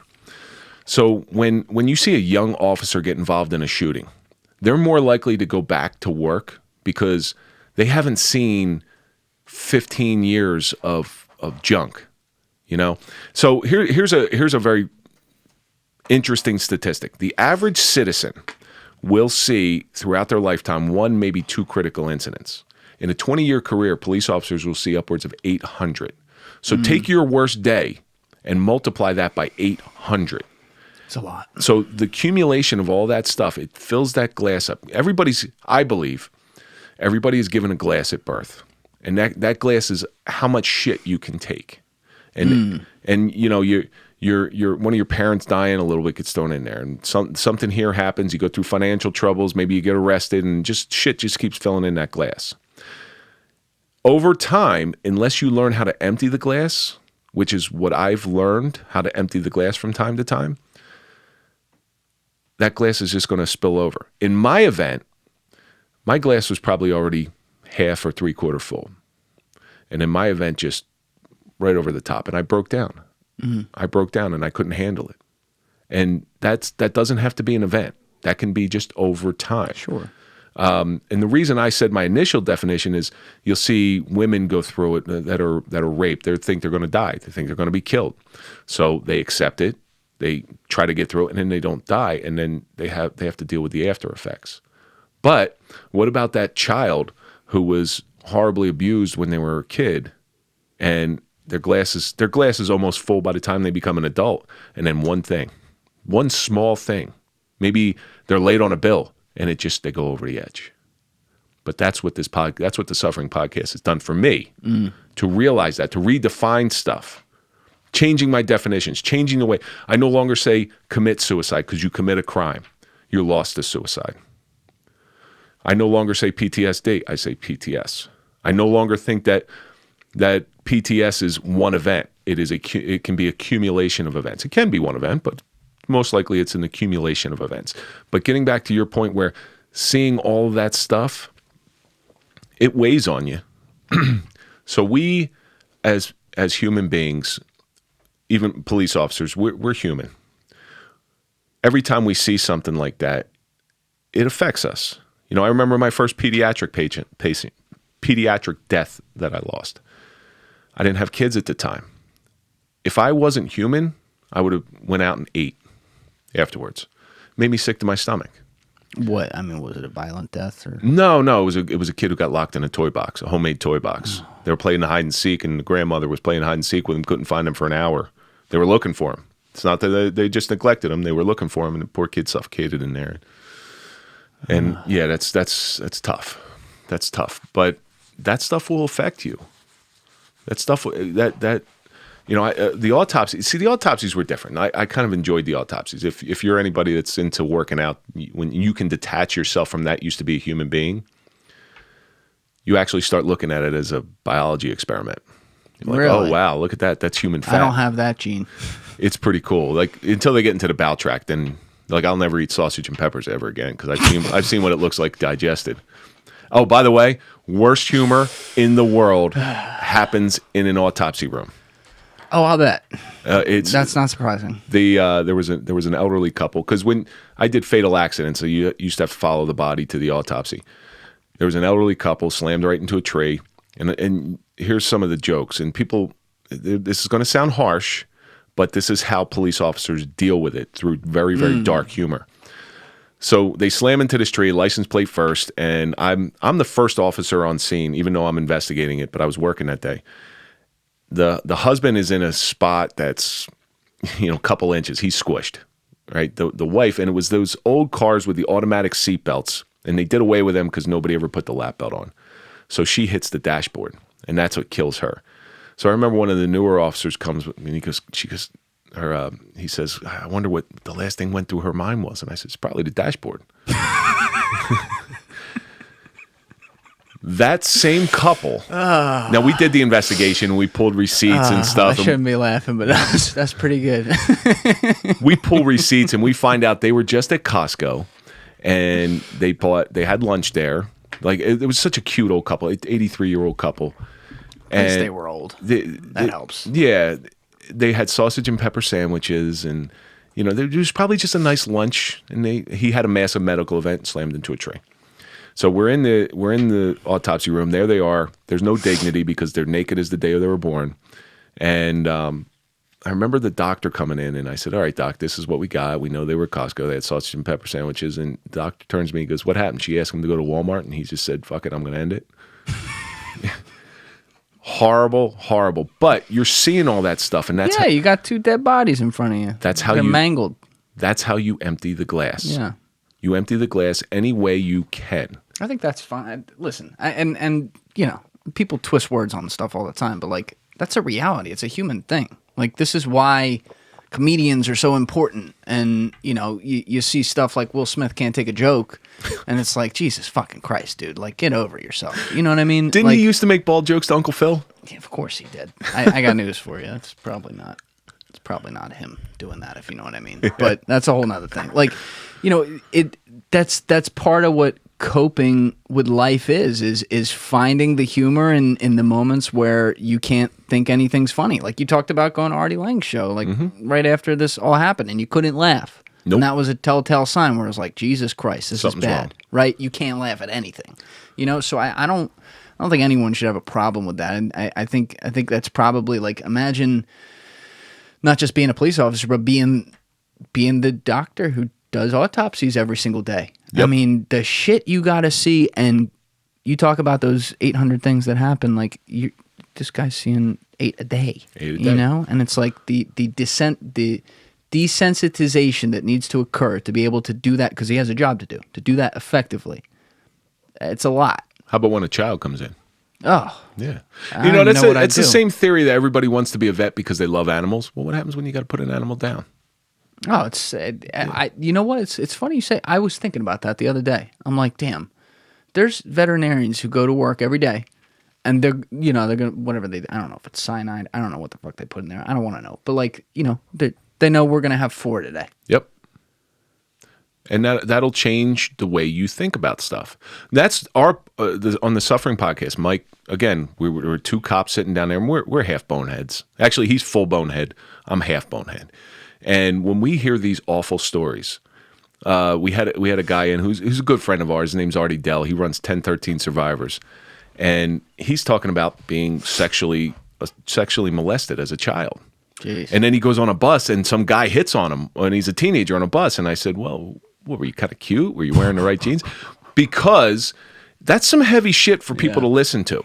And nobody wants to sit here and listen to gloom and doom. If you sat here and listened to my entire story, or you just listen to the clip where it gets really bad, you're like, this is fucking depressing. I remember Matt Cox. When we were on Matt Cox's show, as we're telling, he turns to me and goes, that was really depressing. I can see him saying exactly how he said that. Really depressing. And I said, but there's a bright side to it. There's a bright side to it. And Matt at one point, and listen, I'm not going to let Matt off unscathed on this one, because he starts talking about his own damage and he starts crying. I said, I'm going to let you into the police family. I'm going to let you into the police family. I'm going to let Matt Cox. I'm just not going to let him in my house because I'm afraid my wallet's going to be stolen. I look at him right in the eyes as he's crying. I go, stop crying, pussy. All right? And he stopped. And he knew I wasn't being mean. He knew I was breaking the tension, because that's what we do. We have to break the tension. You can't listen to gloom and doom all day. You have to have a little bit of humor. Yeah. I've gotten that back a little bit. Sometimes I get sensitive. I'm not there. I am not cured. I never will be. All I know is how to deal with it better. And that's a part. Getting the laugh out of life is a part of it. I think you were mentioning something. We've been talking for a while. I don't know if this was on the podcast or before, but where you were talking about like the division of people for something. And one of the things that I haven't done it in a while now, but several months back, I would do this thing where I would go onto Twitter and I would go find left Twitter and right Twitter, right? So I just type in whatever the keywords were to find the people who were the lefties and righties, and I would find the most hysterical tweets I could. All right, so think like Charlotte Clymer to Candace Owens type deal here. And when I would come across them, I'd click the profile. Now, sometimes it was a famous person. Other times it was, just a regular person. And invariably, every single time, they had, even if they were different looking people from different backgrounds, whatever, they had the same profile picture. Misery. Yeah. Their face is this. It's beat up. Or, they airbrushed it, but you can tell. Like, oh, fuck. You know what I mean? And I'm like, I'm looking at, and then I'll go through their tweets, and I'll just see, like, how does this person get down this rabbit hole every single day? How do they convince themselves that, like, this is the way? And you just see, like, they can't laugh at anything. I saw this with the recent elections, and I got tied up into it. So I removed myself from politics. Like I really did remove Smart myself man. from politics. We don't talk politics on the show. It's more of a personal interest for me. And I was such a happier person. One of the best shows I recently saw in recent months was, you know who Ben Shapiro is? Yes. And Bill Maher. Opposite ends of the political spectrum. I can't totally say that anymore, but for the sake of argument, yes. Well, Bill Maher is a decent traditional liberal. He's a traditional liberal. Bill Maher and I agree on a lot of fucking things. Bill Maher and I agree on a lot more than I like to admit, but yes, we do. However, and he's not a guy I like because he's arrogant. He's That's his character. Yeah, I know. That's he's snooty. He's probably not like that in person. But these two guys who were friends sat down in the same room, and I think it was called How to Disagree. And they had a discussion and they had a conversation. And this gets back to my point that there's more that brings us together than tears us apart. Believe it or not, they agree on like 95% of everything they discuss. There's that 5% that causes that division. I'll give you for instance, like climate change. All right. They both agree climate change is a real thing. But how to go about fixing climate change, that's where the difference is. You nailed it. That's where the difference is. It's like one believes in total electricity, electric cars, extras. Well, the other side believes, well, electric cars might not be the best way because you still have batteries going in the landfills. They're still made with petroleum products, and plus it's global warming. Until you get China and India under wraps, it's never going to change. So they both agree. There's that 5% that they disagree on. And if we can sit down and have a discussion, and I have a lot of friends who are on the left, and sometimes they agitate the shit out of me because I'm on the right. Listen, I make no bones about it. I'm conservative on a lot of things, but I'm not married to my opinions. That's important. I'm never married to my opinions. I'm on the right, but I don't like guns, but I believe in your right to carry a gun. Hey, your body, your choice. Go ahead. Right. I don't care. Right. I know what's right for me. When did we get so far away from you do you and I do me? And then let's discuss it. You know what's crazy? And I've said this several times on the podcast before, so apologies for people out there, but it is important to bring up here. Who were the two? We know Trump and Hillary were the two final candidates in 2016, but who were the two real candidates of that election cycle? Obviously, Trump was one of them. Who is the other one? I think Ted Cruz. No, you're thinking along. I'm going to stop you. Who were the two from opposite parties? And it wasn't Hillary on the other side. Who was the other person? Tulsi Gabbard? No, Bernie Sanders. Okay. Oh, okay. You know what? Totally forgot. You're right. Okay. So Bernie Sanders and Trump, I think what got lost in all this is we look at them as these political brands, which is half our fucking problem. Like, that's a disaster to do that. But it's no coincidence that they rose up in 2016. And I say Bernie Sanders because he really should have been the candidate that year. It got rigged against him very clearly. And I agree on that one. And there's with Elizabeth Warren staying in too long and knowing that she had no shot. And was it Elizabeth Warren? Was know that the year? What you're thinking 2016. Okay. I think 2012. I'm sorry, 2020. 2020. Yes, somebody stayed in too long. That's that, and kind of pushed Bernie out because he could have taken whatever state was there. I think maybe. Yeah, I think that's what happened. I'm getting it all. Either way, he got fucked, right? So you look at it, and it's easy to just think, oh, these two guys, Bernie and Trump, they talked to these vastly different people, and they rose up because they were the populace of the moment. Well, what caused them? They were just a part of the onslaught. What caused them? The symptoms had been there for a long time with the wealth gap, but in particularly, the signs of this were there in 2010 and 2011 when two movements started, the Occupy Wall Street movement and the Tea Party movement. Now, the Occupy Wall Street movement was all these younger, urban, liberal individuals, right? The Tea Party, and I'm generalizing here, the Tea Party movement was older, say, middle America, conservative individuals.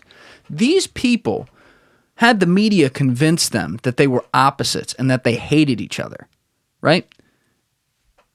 In the way of solutions, yeah, they did have some opposite opinions.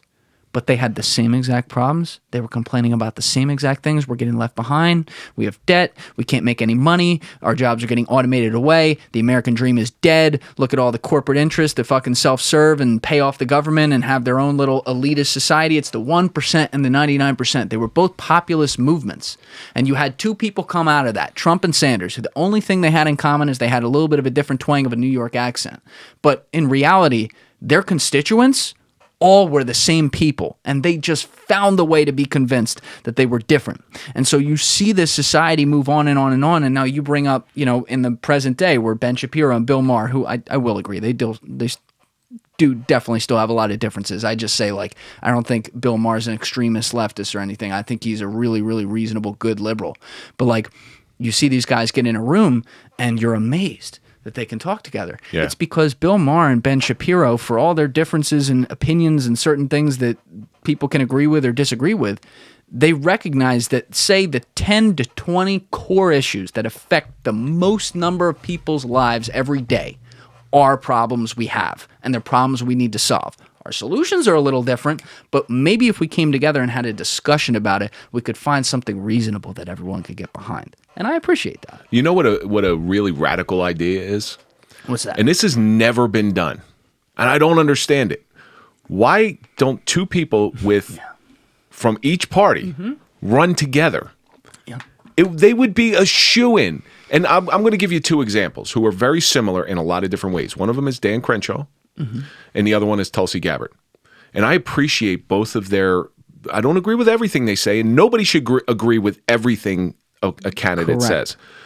But I agree with a lot of what they say, and they're very closely associated with each other. They're both vets. They both have a great base. They're both moderates. And what happens? So their parties tear them apart. You had Hillary Clinton call her a communist plant or something. Russian asset. Russian asset. That was rich. And now Crenshaw is being called a rhino because he disagreed with Trump. And they just tear them apart. When in reality, that is the only way to be sure that you're going to be elected. You take somebody from each party. And the only fight would be over who's going to be the boss. Well, who gives a shit who's the boss? Which could be an issue, but in theory, dude, I couldn't agree more. As much as I'll shit on the government, and will continue to do so because, it's a government, but I appreciate when the sway happens, right? I want to be careful how I say this because I don't want to enable, things that are negative. But when I see a blue wave after a red wave, I like that. When I see more of a red wave after a blue wave, I like that because it balances it out. You know what I mean? Okay, I can go home going, okay, well now they're going to get nothing done, but it's actually going to be nothing that cancels out some shit that would have been bad, right? And it works in both directions, but it is sad to me. But there's no progress. That's the point. It's very sad to me that the only way I see winning now is by losing less. That's not a good place to be. That's a good point. It's you're not so much the winner; it's just you're the first loser. Yeah. That's a horrible place to be, and I don't think we need to be there. I really don't, because the majority of human beings on this planet, we rest somewhere in the middle. Yes, I agree wholeheartedly. We're not ultra right and we're not ultra left. We sit somewhere in the middle. I don't know where we got so far away from reason. And my understanding of studying politics throughout history, it's always been this way. Don't psychologically, sure. So if you go back to George Washington, the media destroyed him to the point where he started his own newspaper. Alexander Hamilton and Aaron Burr fucking shot at each other. Right, and Weehawken. Yes, absolutely. And so it's always been this way. But what's the answer? I don't have the answer, and I try not to ever present a problem without having some solution. And my boss has always hated me for this, in police work especially. I would go to you where I'd see a problem, and before I presented a problem to you, I was like, well, here's a possible solution.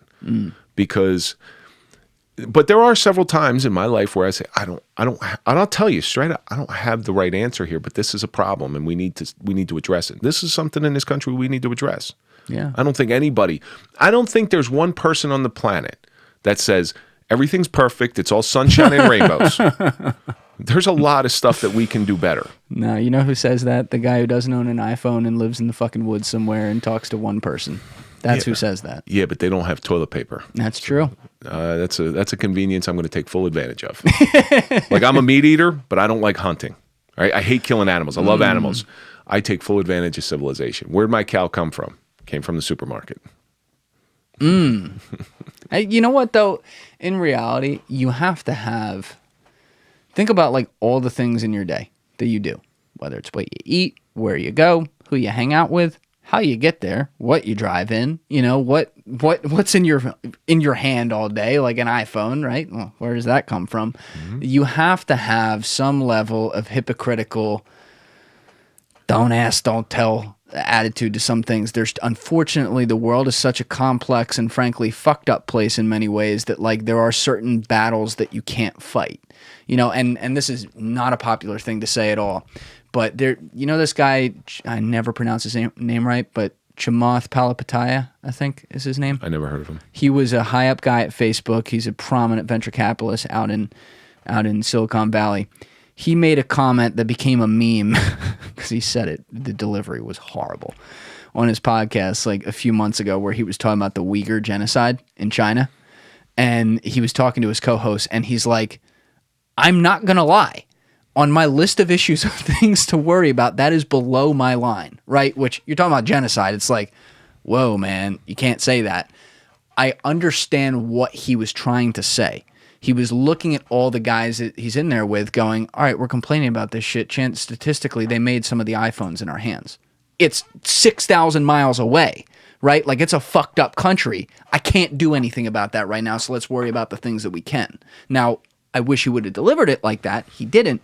But that doesn't, as much as I can recognize that, something about that still, like, when I force myself to think about it, it doesn't sit right. And I'm like, I got to get that fucking phone out of my hand. You know what I mean? So I'm almost like jealous when people can be perfectly like, all right, this is my lane. I don't really know what's going on there, but I'm going to chill right here. And it sounds like, you know, that's a place you got yourself. And it's notable because you are someone who is so hyper aware of everything around you psychologically because of your own story and like what you've been through.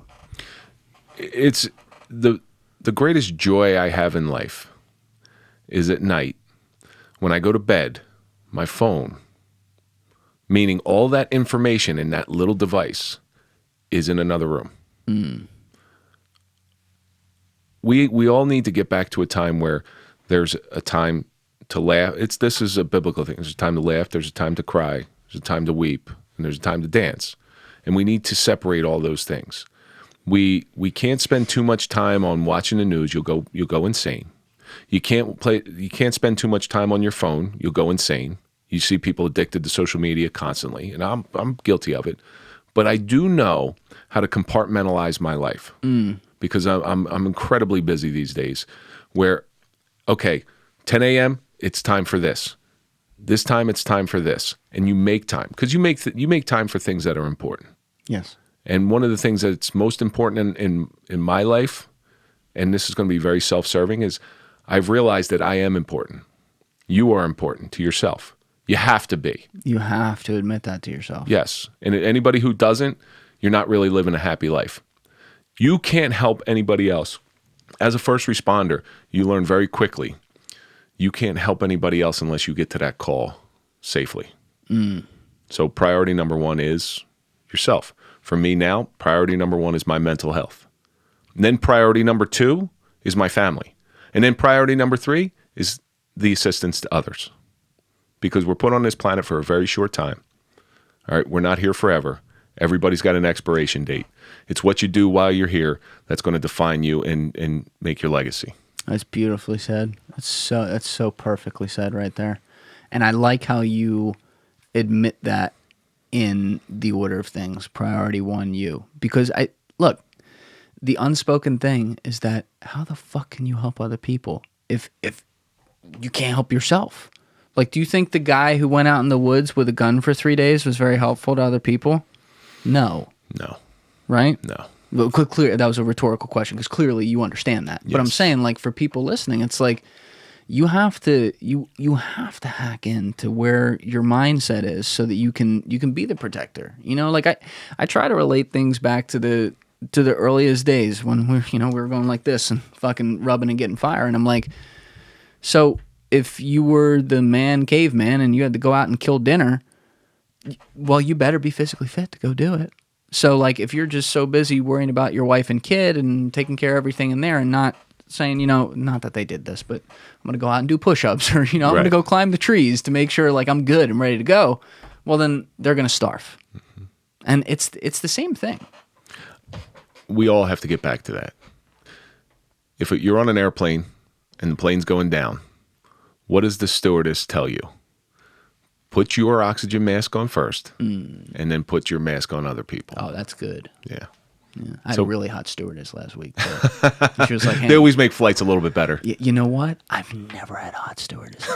Never. And I was so pumped up. And then she like came to do the presentation and everything. And she was like handing me the stuff. She's like, can you hold that for me? I'm like, yes, I can. Do you know I'm on Trendifier?